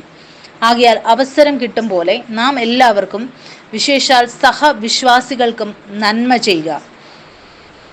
നോക്കുവിൻ, എത്ര വലിയ അക്ഷരമായി ഞാൻ നിങ്ങൾക്ക് സ്വന്തം കൈകൊണ്ട് തന്നെ എഴുതിയിരിക്കുന്നു. ജഡത്തിൽ സുമുഖം കാണിപ്പാൻ ഇച്ഛിക്കുന്നവരൊക്കെയും ക്രിസ്തുവിന്റെ ക്രൂശ് നിമിത്തം ഉപദ്രവം സഹിക്കാതിരിക്കേണ്ടതിന് മാത്രം നിങ്ങളെ പരിച്ഛേദന ഏൽക്കാൻ നിർബന്ധിക്കുന്നു. ഇവിടെ വചനത്തിൽ പൗലോസ് എഴുതുകയാണ്, അവർ ഇതൊക്കെ പ്രസംഗിക്കുന്നത് ആളുകൾ അവസരം തപ്പി അവർ പാപം ചെയ്തുകൊണ്ടേയിരിക്കുക, അങ്ങനെ ഒരിക്കലുമല്ല. നമ്മൾ ഈ ഭൂമിയിൽ ജീവിക്കുന്ന ഒരു പുത്രനെ പോലെയാണ്. വെളിച്ചം ഇരുട്ടിനെ പുറത്താക്കി കളയുന്നു. നമ്മൾ ഉണരുകയാണ് ആ വെളിച്ചത്തിൽ. ഞാനും നിങ്ങളും ആ വെളിച്ചത്തിന്റെ സന്തതികളാണ്. വെളിച്ചത്തിന്റെ സന്തതി അത് എല്ലാ രീതിയിലുള്ള അന്ധകാരത്തെയും ദൂരത്താക്കി കളയുന്നു. മുന്നോട്ട് നമുക്ക് വചനത്തിൽ നിന്ന് വായിക്കാം. 13-ാം വാക്യം വായിക്കാം. പരിച്ഛേദനക്കാർ തന്നെയും ന്യായപ്രമാണം ആചരിക്കുന്നില്ലല്ലോ. നിങ്ങളുടെ ജഡത്തിൽ പ്രശംസിക്കണമെന്ന് വെച്ച് നിങ്ങൾ പരിച്ഛേദന ഏൽപ്പാൻ അവർ ഇച്ഛിക്കുന്നതേയുള്ളൂ. എത്ര സത്യമാണ് ഈ വചനം. എനിക്കോ നമ്മുടെ കർത്താവായ യേശു ക്രിസ്തുവിന്റെ ക്രൂശിലല്ലാതെ പ്രശംസിപ്പാൻ ഇടവരരുത്. അവനാൽ ലോകം എനിക്കും ഞാൻ ലോകത്തിനും ക്രൂശിക്കപ്പെട്ടിരിക്കുന്നു. അതിലൂടെ ഈ ലോകം എൻ്റെ മുന്നിലും ഞാൻ ഈ ലോകത്തിൻ്റെ ദൃഷ്ടിയിലും ക്രൂശിക്കപ്പെട്ടിരിക്കുന്നു. എനിക്കും നിങ്ങൾക്കും വചനം സത്യമാണ്. നമ്മൾ ലോകം നമ്മുടെ കണ്ണിന് മുന്നിലും ലോകത്തിൻ്റെ കണ്ണിന് മുമ്പിലും നമ്മൾ ക്രൂശിക്കപ്പെട്ടിരിക്കുന്നു. എന്തുകൊണ്ട്? പരിച്ഛേദനയല്ല, അഗ്രചർമ്മവുമല്ല, പുതിയ സൃഷ്ടി എത്രയേ കാര്യം. ഞാനും നിങ്ങളും ആ പുതിയ സൃഷ്ടികളാണ്. നമുക്ക് മുന്നോട്ട് വായിക്കാം. 1 കൊരിന്ത്യർ അതിൻ്റെ 5-ാം അധ്യായം 5-ാം വാക്യം മുതൽ. ഇവിടെ നമുക്ക് കാണാൻ സാധിക്കും, പൗലോസ് പല സ്ഥലങ്ങളിൽ ഒരുപാട് സഭകൾ സ്ഥാപിച്ചു. ഈ ലേഖനത്തിൽ കൊരിന്ത്യർക്കാണ് ഇത് എഴുതുന്നത്. ഈ സഭയിൽ ഒരാള് വ്യഭിചാരം ചെയ്യുകയാണ്. നമുക്ക് വായിക്കാം 1-ാം വാക്യം മുതൽ. ഇവിടെ എഴുതിയിരിക്കുകയാണ്, നിങ്ങളുടെ ഇടയിൽ ദുർനടപ്പുണ്ട് എന്ന് കേൾക്കുന്നു. ഒരുത്തൻ തൻ്റെ അപ്പൻ്റെ ഭാര്യയെ വെച്ചു കൊള്ളുന്നു പോൽ. അത് ജാതികളിൽ പോലും ഇല്ലാത്ത ദുർനടപ്പ് തന്നെ. എന്നിട്ടും നിങ്ങൾ ചീർത്തിരിക്കുന്നു. ഈ ദുഷ്കർമ്മം ചെയ്തവനെ നിങ്ങളുടെ ഇടയിൽ നിന്ന് നീക്കുവാൻ തക്കവണ്ണം നിങ്ങൾ ദുഃഖിച്ചിട്ടുമില്ല. ഞാനോ ശരീരം കൊണ്ട് ദൂരസ്ഥനെങ്കിലും ആത്മാവ് കൊണ്ട് കൂടെയുള്ളവനായി നിങ്ങളുടെ മധ്യേ ഇരിക്കുന്നവനായി തന്നെ ഈ ദുഷ്കർമ്മം ചെയ്തവനെ കുറിച്ച് നിങ്ങളും എൻ്റെ ആത്മാവും നമ്മുടെ കർത്താവായ യേശുവിൻ്റെ ശക്തിയോടെ ഒന്നിച്ചു കൂടിയിട്ട് നമ്മുടെ കർത്താവായ യേശുവിൻ്റെ നാമത്തിൽ അവനെ ആത്മാവ് കർത്താവായ യേശുവിൻ്റെ നാളിൽ രക്ഷിക്കപ്പെടേണ്ടതിന് ജഡസംഹാരത്തിനായി സാത്താനെ ഏൽപ്പിക്കണം എന്ന് വിധിച്ചിരിക്കുന്നു. ഈ വചനം നമുക്ക് വീണ്ടും വായിക്കാം. ഇവിടെ എഴുതിയിരിക്കുകയാണ്, നിങ്ങളും എൻ്റെ ആത്മാവും നമ്മുടെ കർത്താവായ യേശുവിൻ്റെ ശക്തിയോടെ ഒന്നിച്ചു കൂടിയിട്ട് നമ്മുടെ കർത്താവായ യേശുവിൻ്റെ നാമത്തിൽ അവനെ ആത്മാവ് കർത്താവായ യേശുവിൻ്റെ നാളിൽ രക്ഷിക്കപ്പെടേണ്ടതിന് ജഡസംഹാരത്തിനായി സാത്താനെ ഏൽപ്പിക്കണമെന്ന് വിധിച്ചിരിക്കുന്നു. ഇവിടെ വചനത്തിൽ എഴുതിയിരിക്കുകയാണ്, പൗലോസ് പറയുകയാണ്, അവൻ്റെ ആത്മാവ് അത് രക്ഷിക്കപ്പെടണം. എന്തുകൊണ്ടെന്നാൽ ശരീരത്തിന്റെ പ്രവൃത്തി അത് മരണം ഉത്ഭവിപ്പിക്കുന്നു. പക്ഷേ യേശു ക്രിസ്തുവിന്റെ രക്തമാണ് നമ്മെ നീതിമാന്മാരാക്കുന്നത്, നമ്മളെ ശരിയായ രീതിയിലേക്ക് കൊണ്ടുവരുന്നത്. പക്ഷെ നമ്മൾ ശരീരത്തിന്റെ അഭിലാഷങ്ങൾക്ക് സമർപ്പിക്കപ്പെട്ടാൽ അതിന്റെ ഫലം തീർച്ചയായും മരണമായിരിക്കും. അതിന്റെ അർത്ഥം ഇതാണ്, എന്ന് ഞാൻ ചെളി വെള്ളത്തിൽ പോയാൽ ഇങ്ങനെയല്ല അത് വെള്ളമായി തീരുമെന്നല്ല. അന്ധകാരത്തിൻ്റെതായിട്ടുള്ളതെല്ലാം നിങ്ങളുടെ അകത്തുള്ള വെളിച്ചം ആ അന്ധകാരത്തെ വെളുത്താക്കി കളയും. ഈ മനുഷ്യനെ കുറിച്ച് നമ്മൾ വായിക്കുന്ന വ്യക്തി അയാൾ വീണ്ടും ജന്മം പ്രാപിച്ച ആളല്ല. മുന്നോട്ട് വചനത്തിൽ നമുക്ക് കാണാൻ സാധിക്കും എങ്ങനെയാണ് ആ ആൾ വീണ്ടും ജന്മം പ്രാപിക്കുന്നതെന്ന്. പൗലോസ് പിന്നെ പറയുകയാണ്, ഇനി അവന്റെ മേൽ കുറ്റം ചുമത്തരുത്, അവനെ തിരിച്ച് സഭയിലേക്ക് സ്വീകരിക്കുക. എന്തുകൊണ്ടെന്നാൽ ഇപ്പോൾ ക്രിസ്തു യേശുവിലുള്ളവർക്ക് ഒരു ശിക്ഷാവിധിയുമില്ല. വചനത്തിൽ നമ്മൾ വായിച്ചതുപോലെ ഇവിടെ എഴുതിയിരിക്കുകയാണ്, അവന്റെ ആത്മാവ് യേശു ക്രിസ്തുവിന്റെ നാളിൽ രക്ഷിക്കപ്പെടേണ്ടതിന്. 6-ാം വാക്യം മുതൽ നമുക്ക് വായിക്കാം. നിങ്ങളുടെ പ്രശംസ നന്നല്ല, അസാരം പുളിമാവും പിണ്ടത്തെ മുഴുവൻ പുളിപ്പിക്കുന്നു എന്ന് അറിയുന്നില്ലയോ? നിങ്ങൾ പുളിപ്പില്ലാത്തവരായിരിക്കാൻ തക്കവണ്ണം പുതിയ പിണ്ടമാകേണ്ടതിന് പഴയ പുളിമാവിനെ നീക്കിക്കളവിൻ. നമ്മുടെ പെസഹ കുഞ്ഞാടും അറുക്കപ്പെട്ടിരിക്കുന്നു, ക്രിസ്തു തന്നെ. ആകയാൽ നാം പഴയ പുളിമാവ് കൊണ്ടല്ല, തിന്മയും ദുഷ്ടതയുമായ പുളിമാവ് കൊണ്ടുമല്ല, സ്വച്ഛതയും സത്യവുമായ പുളിപ്പില്ലായ്മ കൊണ്ട് തന്നെ ഉത്സവം ആചരിക്കാം. ദുർനടപ്പുകാരുടെ സംസർഗം അരുത്. എന്ന് ഞാൻ എൻ്റെ ലേഖനത്തിൽ നിങ്ങൾക്ക് എഴുതിയിട്ടുണ്ടല്ലോ. അത് ഈ ലോകത്തിലെ ദുർനടപ്പുകാരോടോ അത്യാഗ്രഹികളോടോ പിടിച്ചുപറിക്കാരോടോ വിഗ്രഹാരാധികളോടോ അരുത് എന്നല്ലല്ലോ. അങ്ങനെയെങ്കിൽ നിങ്ങൾ ലോകം വിട്ടു പോകേണ്ടി വരും.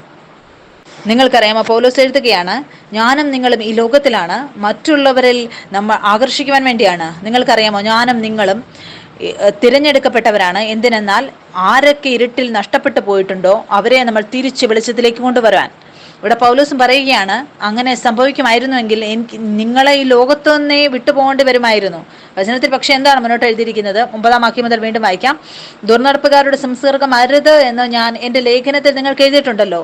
അത് ഈ ലോകത്തിലെ ദുർനടപ്പുകാരോടോ അത്യാഗ്രഹികളോടോ പിടിച്ചുപറിക്കാരോടോ വിഗ്രഹാരാധികളോടോ അരുത് എന്നല്ലല്ലോ. അങ്ങനെയെങ്കിൽ നിങ്ങൾ ലോകം വിട്ടു പോകേണ്ടി വരും. എന്നാൽ സഹോദരൻ എന്നോട് സഹോദരൻ എന്ന് പേർപ്പെട്ട ഒരുവൻ ദുർനടപ്പുകാരനോ അത്യാഗ്രഹിയോ വിഗ്രഹാരാധിയോ വാവിഷ്ണാണക്കാരനോ മദ്യപനോ പിടിച്ചുപറിക്കാരനോ ആകുന്നുവെങ്കിൽ അവനോടുകൂടെ സംസർഗമരുത്. അങ്ങനെയുള്ളവരോട് കൂടെ ഭക്ഷണം കഴിക്കുക പോലും അരുത് എന്നത്ര ഞാൻ നിങ്ങളോട് എഴുതിയത്. പുറത്തുള്ളവരെ വിധിപ്പാൻ എനിക്കെന്ത് കാര്യം? നിങ്ങൾ അകത്തുള്ളവരെ അല്ലയോ വിധിക്കുന്നത്? പുറത്തുള്ളവരെ ദൈവം വിധിക്കുന്നു. ആ ദുഷ്ടനെ നിങ്ങളുടെ ഇടയിൽ നിന്ന് നീക്കിക്കളവിൻ. നമുക്ക് കാണാൻ സാധിക്കുക, സഭയിൽ എന്താണ് സംഭവിച്ചത്? ആ വ്യക്തി പാപം ചെയ്തു, പക്ഷെ അതിൻ്റെ ഇടയിൽ അവരെ സഹായിക്കുന്നവരുണ്ടായിരുന്നു. നമ്മുടെ സഭകളിൽ നമുക്ക് ചിലപ്പോൾ ഈ കാര്യങ്ങൾ കാണാൻ സാധിക്കും. നമുക്ക് തോന്നാം ആ വ്യക്തി വളരെ വിശേഷപ്പെട്ട ഒരാളാണെന്ന്. പക്ഷെ സാത്താനാണ് അവരുടെ തന്ത്രങ്ങൾ അവിടെ പരത്താൻ ആഗ്രഹിക്കുന്നത്. ആ അറിവ് എടുക്കുമ്പോൾ അറിയുകയാണ്, ആ വ്യക്തി ന്യായപ്രമാണത്തിൻ്റെ കീഴിലല്ല. നിങ്ങൾ ന്യായപ്രമാണത്തിൻ്റെ കീഴിലല്ല എങ്കിൽ പിന്നെ നിങ്ങൾ അതിൻ്റെ മുകളിൽ വിജയാളിയാകാൻ സാധിക്കും. ന്യായപ്രമാണത്തിന് കീഴിലുള്ളവർക്ക് അതിൻ്റെ മുകളിൽ അധികാരം നടത്തുവാൻ സാധിക്കുകയില്ല. നമ്മൾ ന്യായപ്രമാണത്തിൽ നിന്ന് വിടുവിക്കപ്പെട്ട് കഴിഞ്ഞു. ഇപ്പോൾ കൃപയിൻ കീഴിൽ നമ്മളായിരിക്കുമ്പോൾ നമ്മൾ അതിൻ്റെ മുകളിൽ അധികാരം നടത്തുവാൻ നമുക്ക് സാധിക്കും. അതുകൊണ്ട് അവർ അങ്ങനെയുള്ള സഭകളിൽ നിന്ന് പുറത്താക്കപ്പെടുന്നു. പിന്നെ അവരുടെ മാനസാന്തരം നടക്കുന്നു. അതിൻ്റെ അടുത്ത അധ്യായത്തിൽ നമുക്ക് കാണാൻ സാധിക്കും എങ്ങനെയാണ് സഭ ആ വ്യക്തിയെ സ്വാഗതം ചെയ്യുന്നത് എന്ന്. മുന്നോട്ട് നമുക്ക് വായിക്കാം. 6-ാം അധ്യായം 1-ാം വാക്യം മുതൽ നമുക്ക് വായിക്കാം. ഇവിടെ എഴുതിയിരിക്കുകയാണ്, നിങ്ങൾ മറ്റൊരുത്തനോട് ഒരു കാര്യമുണ്ടെങ്കിൽ വിശുദ്ധന്മാരുടെ മുമ്പാകെ അല്ല അഭക്തരുടെ മുമ്പിൽ വ്യവഹാരത്തിന് പോകുവാൻ തുനിയുന്നുവോ? വിശുദ്ധന്മാർ ലോകത്തെ വിധിക്കുമെന്ന് അറിയുന്നില്ലയോ? ലോകത്തെ നിങ്ങൾ വിധിക്കുമെങ്കിൽ ഏറ്റവും ചെറിയ സംഗതികളെ വിധിപ്പാൻ നിങ്ങൾ അയോഗ്യരോ? നാം ദൂതന്മാരെ വിധിക്കുമെന്ന് നിങ്ങൾ അറിയുന്നില്ലയോ? ഐഹിക കാര്യങ്ങളെ എത്രയധികം! എന്നാൽ നിങ്ങൾക്ക് ഐഹിക കാര്യങ്ങളെക്കുറിച്ച് വ്യവഹാരമുണ്ടെങ്കിൽ വിധിപ്പാൻ സഭ ഗണ്യമാക്കാത്തവരെ ഇരുത്തുന്നുവോ? നിങ്ങൾക്ക് ലജ്ജയ്ക്കായി ഞാൻ ചോദിക്കുന്നു. ഇങ്ങനെ സഹോദരന്മാർക്ക് മധ്യേ കാര്യം തീർപ്പാൻ പ്രാപ്തിയുള്ളൊരു ജ്ഞാനിയും നിങ്ങളുടെ ഇടയിൽ ഇല്ലയോ? അല്ല, സഹോദരൻ സഹോദരനോട് വ്യവഹരിക്കുന്നു, അതും അവിശ്വാസികളുടെ മുമ്പിൽ തന്നെ. നിങ്ങൾക്ക് തമ്മിൽ വ്യവഹാരം ഉണ്ടാകുന്നത് തന്നെ കേവലം പോരായ്മയാകുന്നു. അതിനു പകരം നിങ്ങൾ അന്യായം സഹിച്ചുകൊള്ളാത്തത് എന്ത്? നഷ്ടം ഏറ്റുകൊള്ളാത്തത് എന്ത്? അല്ല, നിങ്ങൾ അന്യായം ചെയ്യുകയും നഷ്ടം വരുത്തുകയും ചെയ്യുന്നു, അതും സഹോദരന്മാർക്ക് തന്നെ. അന്യായം ചെയ്യുന്നവൻ ദൈവരാജ്യം അവകാശമാക്കുകയില്ല എന്ന് അറിയുന്നില്ലയോ? നിങ്ങളെ തന്നെ വഞ്ചിക്കാതിരിപ്പിൻ. ദുർനടപ്പുകാർ, വിഗ്രഹാരാധികൾ, വ്യഭിചാരികൾ, സ്വയഭോഗികൾ, പുരുഷകാമികൾ, കള്ളന്മാർ, അത്യാഗ്രഹികൾ, മദ്യപന്മാർ, വാവിഷ്ണാണക്കാർ, പിടിച്ചുപറിക്കാർ എന്നിവർ ദൈവരാജ്യം അവകാശമാക്കുകയില്ല. പക്ഷെ മുന്നോട്ട് വചനത്തിൽ എന്താണ് എഴുതിയിരിക്കുന്നത്? ഇവിടെ എഴുതിയിരിക്കുകയാണ് 11-ാം വാക്യത്തിൽ, നിങ്ങളും ചിലർ ഈ വകക്കാരായിരുന്നു, എങ്കിലും നിങ്ങൾ കർത്താവായ യേശു ക്രിസ്തുവിന്റെ നാമത്തിലും. നോക്കുക, ഇവിടെ വചനം എന്താണ് എഴുതിയിരിക്കുന്നത്? ഈ എഴുതിയിരിക്കുന്നതെല്ലാം ഇതെല്ലാം ദൈവത്തിന്റെ രാജ്യത്തിന് അവകാശികളാവുകയില്ല. അതിനുശേഷം ഇവിടെ എഴുതുകയാണ്, നമ്മളിൽ അനേകർ അങ്ങനെയായിരുന്നു, നിങ്ങൾ പലരും അങ്ങനെയായിരുന്നു. അങ്ങനെയുള്ളവർ ദൈവരാജ്യം അവകാശമാക്കുകയില്ല. മുന്നോട്ട് നമുക്ക് വീണ്ടും ഇത് വായിക്കാം. നമുക്ക് 9-ാം വാക്യം മുതൽ വായിക്കാം. അന്യായം ചെയ്യുന്നവർ ദൈവരാജ്യം അവകാശമാക്കുകയില്ല എന്ന് അറിയുന്നില്ലയോ? നിങ്ങളെ തന്നെ വഞ്ചിക്കാതിരിപ്പിൻ. ദുർനടപ്പുകാർ, വിഗ്രഹാരാധികൾ, വ്യഭിചാരികൾ, സ്വയഭോഗികൾ, പുരുഷകാമികൾ, കള്ളന്മാർ, അത്യാഗ്രഹികൾ, ബന്ധിപന്മാർ, വാവിഷ്ണാണക്കാർ, പിടിച്ചുപറിക്കാർ എന്നിവർ ദൈവരാജ്യം അവകാശമാക്കുകയില്ല. 11-ാം വാക്യത്തിൽ എഴുതിയിരിക്കുകയാണ്, നിങ്ങളും ചിലർ ഈ വകക്കാരായിരുന്നു, എങ്കിലും നിങ്ങൾ കർത്താവായ യേശു ക്രിസ്തുവിന്റെ നാമത്തിലും നമ്മുടെ ദൈവത്തിന്റെ ആത്മാവിനാലും നിങ്ങളെ തന്നെ കഴുകി ശുദ്ധീകരണവും നീതീകരണവും പ്രാപിച്ചിരിക്കുന്നു. നിങ്ങൾ ശരിയായിരിക്കുന്നു. ഇവിടെ പൗലോസ് കൊരിന്ത്യർക്ക് എഴുതുകയാണ്, എങ്ങനെയാണ് നമ്മൾ നമ്മുടെ തിരിച്ചറിവ് അത് ശരീരത്തിൽ നിന്ന് എടുക്കാതെ, നമ്മളൊരു ആത്മാവാണ്, വചനത്തിൽ എഴുതിയിരിക്കുന്ന പിതാവ് നമ്മളെക്കുറിച്ച് എഴുതിയിരിക്കുന്നതിനനുസരിച്ച് നമ്മൾ അതിൽ വിശ്വസിക്കുന്നു. അവൻ ഉത്സാഹിപ്പിക്കുകയാണ്, നിങ്ങൾ ഇതിൽ ഭാഗവാക്കാതിരിക്കുക. എന്തുകൊണ്ടെന്നാൽ ഇത് നിങ്ങളുടെ സ്വഭാവത്തിലുള്ളതല്ല. നിങ്ങൾക്ക് എങ്ങനെ ഇതിന്റെ മേൽ വിജയാളികളാകാൻ സാധിക്കും? ഇതറിയുന്നതിലൂടെ നിങ്ങൾ യേശു ക്രിസ്തുവിൽ പിതാവിന്റെ നീതിയാണ്. നിങ്ങളുടെ ഈ സഹോദരൻ, അവന്റെ തീരുമാനം നിങ്ങൾക്ക് എടുക്കാൻ സാധിക്കാത്തപ്പോൾ, ചെറിയ കാര്യത്തിൽ എടുക്കാൻ സാധിക്കാത്തപ്പോൾ വലിയ കാര്യങ്ങൾ, ദൂതന്മാരെ ന്യായം വിധിക്കാൻ നിങ്ങളെ വിധിച്ചിരിക്കുന്നു, നിങ്ങളെ ആക്കിയിരിക്കുന്നു. അതെങ്ങനെ നിങ്ങൾ ചെയ്യും? ഇവിടെയും നമ്മുടെ സഭയിൽ ആളുകൾക്ക് തോന്നാറുണ്ട്, പ്രിയ നീ എങ്ങനെയാണ് ഇത് ചെയ്യുന്നത്? നീ കൃപയെ കുറിച്ചാണ് പഠിപ്പിക്കുന്നത്. ഇവിടെ ആ വ്യക്തി വചനത്തിൽ എഴുതിയിരിക്കുകയാണ്, സഭയിൽ നിന്ന് പുറത്താക്കി അവൻ തിരിച്ചു വന്നപ്പോൾ അവൻ മാനസാന്തരപ്പെട്ടുകൊണ്ട് അവൻ അറിഞ്ഞു ക്രൂശ് അവന് വേണ്ടി എന്താണ് ചെയ്തത്. അവൻ അറിഞ്ഞു അവനും വെളിച്ചത്തിന്റെ സന്തതിയാണ് എന്ന്. അവൻ തിരിച്ച് സഭയിലേക്ക് വന്നപ്പോൾ സഭ അവരെ സ്വീകരിച്ചു. പൗലോസ് പറയുകയാണ്, ഇനി അവനെ കുറ്റം വിധിക്കരുത്. ഈ ലോകത്തിന്റെ രീതിയിൽ ചിലപ്പോൾ തോന്നാം ഇത് ദൈവത്തിന്റെ തിരഞ്ഞെടുപ്പല്ല എന്ന്. പക്ഷേ അത് ദൈവത്തിന്റെ തന്നെ ന്യായമായിരുന്നു. ആ നഷ്ടപ്പെട്ടു പോയ പുത്രനെ അവൻ ഉണർത്തുകയാണ്. അവൻ എന്താണ് ചെയ്യുന്നതെന്ന് തിരിച്ച് അവൻ ഭവനത്തിലേക്ക് വരികയാണ്. എന്തുകൊണ്ടാണ്? നിങ്ങൾ നിങ്ങളുടെ ജീവിതം ഇരുട്ടിൽ ആണ് നയിച്ചുകൊണ്ടിരുന്നത്. ഒരിക്കലും ഇരുട്ട് വെളിച്ചം കൊണ്ടുവരികയില്ല. മരണം അധികമായി മരണത്തെ മാത്രമേ ഉത്ഭവിപ്പിക്കുകയുള്ളൂ. ഞാനിത് വായിച്ചു. പാപം നിങ്ങളെ ആ സ്ഥലങ്ങളിൽ ജീവിക്കാൻ, നിങ്ങൾ ആഗ്രഹിക്കാത്ത സ്ഥലത്ത് ജീവിക്കാൻ നിങ്ങളെ ബുദ്ധിമുട്ടിക്കും. നിങ്ങളുടെ എല്ലാം പിതാവിനെ പോലെ ആകാനാണ് ആഗ്രഹിക്കുന്നത്. എന്തുകൊണ്ടാണ് വ്യക്തി അന്ധകാരത്തിലായിരിക്കുന്നത്? ആ വ്യക്തി അറിയുന്നില്ല അവന്റെ പിതാവ് എത്ര നല്ലവനാണെന്ന്. നിങ്ങൾ യേശു ക്രിസ്തുവിൽ പിതാവിന്റെ നീതിയാണ്.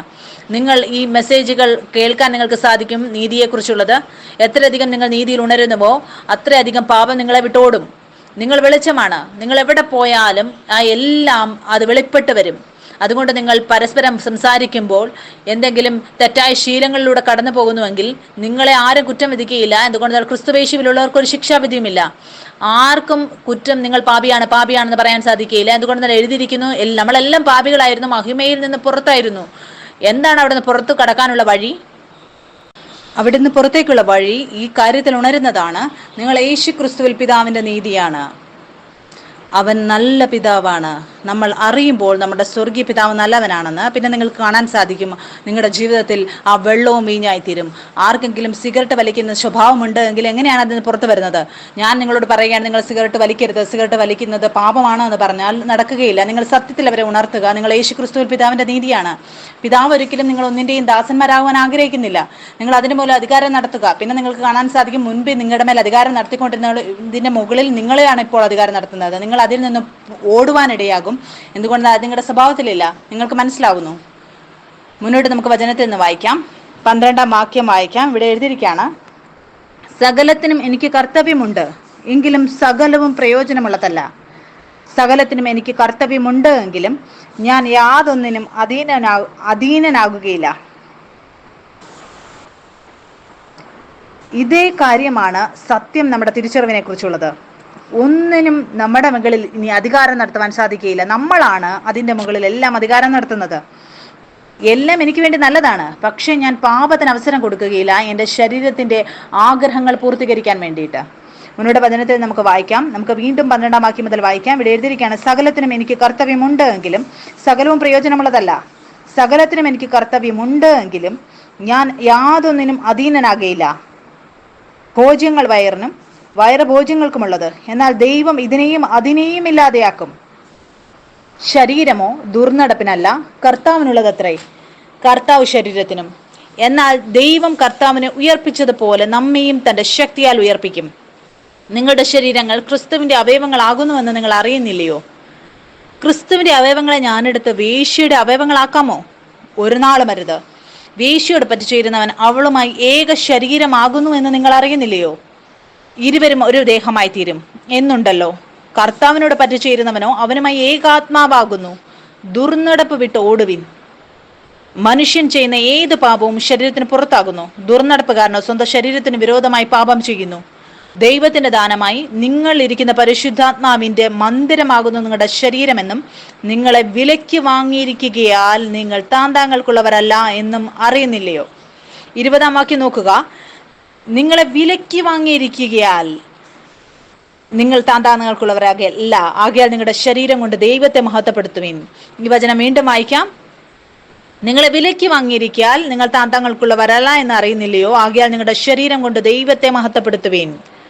ഇവിടെ പൗലോസ് കൊരിന്ത്യർക്ക് എഴുതുകയാണ്, അവരൊരു ബാലനെ പോലെയാണ്. അവൻ കാണുകയാണ് അവർ അവിടെ ഇവിടെയും പോയി അവർ പാപം ചെയ്യുകയാണ്. എനിക്കൊരു ഞാൻ കണ്ടൊരു മൂവിയുടെ ഒരു കഥ ഓർമ്മ വരികയാണ്. അതിലൊരു വ്യക്തിക്ക് ഒരു അവകാശം ലഭിച്ചു 30 കോടി ഏകദേശം. അവർക്ക് പക്ഷേ ഒരു കൽപ്പന കൊടുക്കുകയാണ്, നീ ആ 30 കോടി നിനക്ക് ലഭിക്കും, പക്ഷേ ഈ 3 കോടി ഞാൻ നിനക്ക് തരുന്നത് അത് 3 ദിവസം കൊണ്ട് തീർക്കണം, അതിൻ്റെ എല്ലാ പൈസയും. ആ വ്യക്തിയുടെ സമാധാനം നഷ്ടപ്പെടുകയാണ്, അവിടെ ഇവിടെയും ഓടുകയാണ്. അവൻ്റെ പിതാവ് എന്തിനാണ് അങ്ങനെ ചെയ്തതെന്നാൽ, എന്തുകൊണ്ടെന്നാൽ ആ 30 കോടി ആ അവകാശം അവന് ലഭിക്കുമ്പോൾ അവന് അത് ചെലവാക്കാൻ ആഗ്രഹം പോലും തോന്നുകയില്ല. നിങ്ങൾ നോക്കുക, ഈ കൃപയുടെ സുവിശേഷം, നിങ്ങൾ കുഞ്ഞുങ്ങളെ നോക്കുക, എല്ലാം ചെയ്യാൻ അവർ ഓടും. പക്ഷേ പിന്നെ അവരവരെ സുരക്ഷിതമായ സ്ഥലത്ത് യേശുവിൻ്റെ നീതിയിൽ അവരെ കാണുന്നു. നിങ്ങൾ നോക്കുക, അവരുടെ അമ്മയ്ക്ക് ക്ഷമിക്കുന്ന ഒരു ഹൃദയമുണ്ട് എങ്കിൽ നിങ്ങൾ എന്ത് പ്രവൃത്തി ചെയ്താലും നിങ്ങൾക്കറിയാം ആ കുട്ടി തിരിച്ചു വന്ന് ആ അമ്മയുടെ അടുത്ത് വന്ന് തെറ്റേറ്റ് പറയും. പക്ഷേ നിങ്ങളെ ഭയപ്പെടുന്നുവെങ്കിൽ നിങ്ങളുടെ അടുത്തേക്ക് വരികയില്ല. പിന്നെ അതിന് മനസ്സിലാകും, ഒരു വിശ്രമമുണ്ട്, ഒരു ക്ഷമിക്കുന്ന ഹൃദയം എൻ്റെ മമ്മിയുടേതുണ്ട്. അവിടെ ആ മാറ്റത്തിൻ്റെ വെളിച്ചം വരുവാനിടയാകും. പക്ഷെ ഭയത്തിന് അടിമയാണ് എങ്കിൽ നിങ്ങളുടെ മുമ്പിൽ അത് നന്നായി കാണിക്കും, പക്ഷെ തിരിച്ചുപോയി വീണ്ടും അതേ പ്രവൃത്തി കാണിക്കും. ഈ സിദ്ധാന്തങ്ങളെ, ഈ സത്യത്തെ അടിസ്ഥാനമായി നിങ്ങളുടെ ഹൃദയത്തിലിടാൻ ഞാൻ ആഗ്രഹിക്കുന്നു. എന്തെങ്കിലും തെറ്റായ ശീലങ്ങളുണ്ട് എങ്കിൽ നിങ്ങളുടെ ജീവിതത്തിൽ, നിങ്ങൾ അതിൻ്റെ മുകളിൽ അധികാരം നടത്താൻ ആഗ്രഹിക്കുന്നുവെങ്കിൽ നിങ്ങൾ ഈ സത്യം അറിയേണ്ടത് ആവശ്യമാണ്. നിങ്ങളൊരു രാജാവിൻ്റെ വീട്ടിൽ നിന്നാണ് വന്നിരിക്കുന്നത്, അവൻ്റെ രക്തത്തിൽ നിന്നാണ് നിങ്ങൾ ജനിച്ചിരിക്കുന്നത്. നമ്മുടെ ജീവിതം മറഞ്ഞിരിക്കുകയാണ്. ഇരുട്ടിൽ ജീവിക്കാനല്ല, നമ്മൾ ജ്യോതിയിൽ വെളിച്ചത്തിൽ ജീവിക്കുന്നവരാണ്. ഞാനും നെറ്റ്ഫ്ലിക്സിൽ മൂവി കാണുമായിരുന്നു, പക്ഷെ ഒരു സമയത്തിന് ശേഷം അത് കാണാൻ എനിക്ക് ഇഷ്ടമേ ഇല്ലാതെയായി. പക്ഷെ ഞാൻ കണ്ടു, ഞാൻ എങ്ങനെയാണ് ആ സ്ഥാനത്ത് വന്നത് എന്ന് അകത്തുനിന്ന് തന്നെ ആഗ്രഹമില്ലാതായി. ഞാൻ ഈ സത്യത്തിൽ ഉണർന്നപ്പോൾ ഞാൻ യേശു ക്രിസ്തുവിൽ പിതാവിൻ്റെ നീതിയാണ്. ഞാനൊരു സ്ഥലത്ത് പോയി, അവിടെ ഒരു സ്പായിൽ ഒരു പെൺകുട്ടി എനിക്ക് കാണുവാനിടയായി. അവൾ പറഞ്ഞു, ഞാൻ നെറ്റ്ഫ്ലിക്സ് ഇന്ത്യയുടെ മാനേജറാണ്. ഞാൻ അവളോട് പറഞ്ഞു, നീ ഇങ്ങനെ ചെയ്യാൻ സാധിക്കുമോ? നിങ്ങളുടെ പ്ലാറ്റ്ഫോമിൽ എത്രയധികം മൂവികളുണ്ട്, അതിനൊരു തിരഞ്ഞെടുപ്പ് കൊടുക്കാമോ? നല്ലതായതിനെ കാണാൻ വേണ്ടി നല്ല കഥകളാണത്. എനിക്ക് വിശ്വാസമുണ്ട്, പിതാവാണ് അവൾ അവിടെ വെച്ചത്. എന്തുകൊണ്ടെന്നാൽ നമ്മൾ ഓരോന്നിനും മൂലം അധികാരം നടത്തുവാനാണ്. എല്ലാം നമ്മുടെ സ്വഭാവത്തിലുണ്ട്. അത് അന്ധകാരത്തെ വെളിയിലാക്കാൻ ആഗ്രഹിക്കുന്നു. ഞാൻ നിങ്ങളെ പഠിപ്പിക്കേണ്ട ആവശ്യമില്ല. അത് എപ്പോഴാണ് അത് ചെയ്യാൻ സാധിക്കുന്നത്? നിങ്ങൾ ആരാണെന്ന് അറിയുമ്പോഴാണ്. നിങ്ങളുടെ ശരീരത്തിന് നിങ്ങളുടെ തിരിച്ചറിവുമായി പ്രശ്നമുണ്ടാക്കാൻ അനുവദിക്കാതിരിക്കുക. നിങ്ങളെപ്പോഴും യേശു ക്രിസ്തുവിൽ പിതാവിൻ്റെ നീതിയാണ്. അപ്പോൾ നിങ്ങൾക്ക് അതിന് മുകളിൽ അധികാരം നടത്തുവാൻ സാധിക്കും. നിങ്ങളുടെ കുഞ്ഞുങ്ങൾ എന്തെങ്കിലും തെറ്റ് ചെയ്താൽ നിങ്ങൾ അതിനോട് പോയിട്ട് ഇത് പറയാതിരിക്കുക, ഇത് തെറ്റാണെന്ന് പറയാതിരിക്കുക. നിങ്ങൾ അവരെയും ഈ തിരിച്ചറിവിൽ ഉണർത്തുക. നിങ്ങൾ യേശു ക്രിസ്തുവിൽ പിതാവിൻ്റെ നീതിയാണ്. അവൻ്റെ ശരിയായ അവസ്ഥയിലാണ് നിങ്ങൾ. യേശു ക്രിസ്തുവിൽ നിന്ന് ജനിച്ചതാണ്. വീണ്ടും അതേ തെറ്റ് ചെയ്താൽ വീണ്ടും നിങ്ങൾ ഇതേ കാര്യം ഓർമ്മപ്പെടുത്തുക. ഒരു ദിവസം വരും എല്ലാ പ്രവൃത്തിയും പിന്നെ അതിൻ്റെ തിരിച്ചറിവ് അതിൽ നിന്ന് പുറത്തു വരുവാനിടയാകും. നമ്മൾ ഈ ലോകത്തിൽ ആണ്, പക്ഷെ നമ്മൾ ഈ ലോകത്തിനുള്ളവരല്ല. നിങ്ങൾ ആത്മാവിൽ സഞ്ചരിക്കുക. പിന്നെ നിങ്ങൾക്ക് ഈ ശരീരത്തിൻ്റെ മോഹങ്ങളെ നിങ്ങൾ പൂർത്തിയാക്കുകയില്ല. ആത്മാവിൽ സഞ്ചരിക്കുക എന്നുള്ളതിൻ്റെ അർത്ഥം എന്താണ്? നിങ്ങൾ ഓരോ ദിവസം നിങ്ങളെ തന്നെ ഓർമ്മപ്പെടുത്തുക, നിങ്ങളുടെ ജനനം സ്വർഗത്തിൽ നിന്നാണ് നടന്നിരിക്കുന്നത്. ആത്മാവിൽ നിങ്ങൾ അവൻ്റെ രക്തത്തിൽ നിന്ന് ജനിച്ചിരിക്കുകയാണ്. എല്ലാം നിങ്ങളുടെ ഉള്ളിലുള്ളതെല്ലാം പിതാവിനെ പോലെയാണ്. നിങ്ങൾ പാപം ശരീരത്തിൽ കാണുന്നുവെങ്കിൽ അതിനെ ഇടിച്ചു കളയുക. പാപം എൻ്റെ സ്വഭാവത്തിലേ ഇല്ല. യേശു ക്രിസ്തുവിൽ ഞാൻ നീതിയാണ്. നിങ്ങൾ അങ്ങനെ ചെയ്തുകൊണ്ടേയിരിക്കുക. പിന്നെ നിങ്ങൾക്ക് കാണാൻ സാധിക്കും നിങ്ങൾക്ക് അതിൻ്റെ മുകളിൽ അധികാരം നടത്തുന്നത്. ഒരു ദിവസം വരും, നിങ്ങൾ ഉണരും, നിങ്ങൾക്ക് പിന്നെ യുദ്ധം ചെയ്യേണ്ട ആവശ്യം വരികയില്ല. എല്ലാം നിങ്ങളുടെ കാൽ കീഴിലായിരിക്കും. വരും, നമുക്ക് നമ്മുടെ ആത്മീയ യാഗം അർപ്പിക്കാം. നിങ്ങൾ എന്നോട് കൂടെ ഏറ്റുപറയുക, പിതാവേ, ഞാൻ അങ്ങയുടെ രാജ്യത്ത് അങ്ങയുടെ പുത്രനാണ്. യേശു ക്രിസ്തു അങ്ങയുടെ മഹാപുരോഹിതനാണ്. ഇന്ന് ആ ആത്മീയ വളർച്ച എൻ്റെ ജീവിതത്തിൽ വന്നത് വചനം കേട്ടതിലൂടെ അതിൻ്റെ യാഗം ഞാൻ അങ്ങേക്ക് അർപ്പിക്കുന്നു. Thank you, Father, that we are sons of your blood. We are the righteousness of God in Christ. Father, born of you, born from above, Father. I thank you that your blood sanctifies us, sanctifies our imaginations, everything, separates us from everything that is of the world. Father, I just thank you. In Jesus' name, amen. Amen.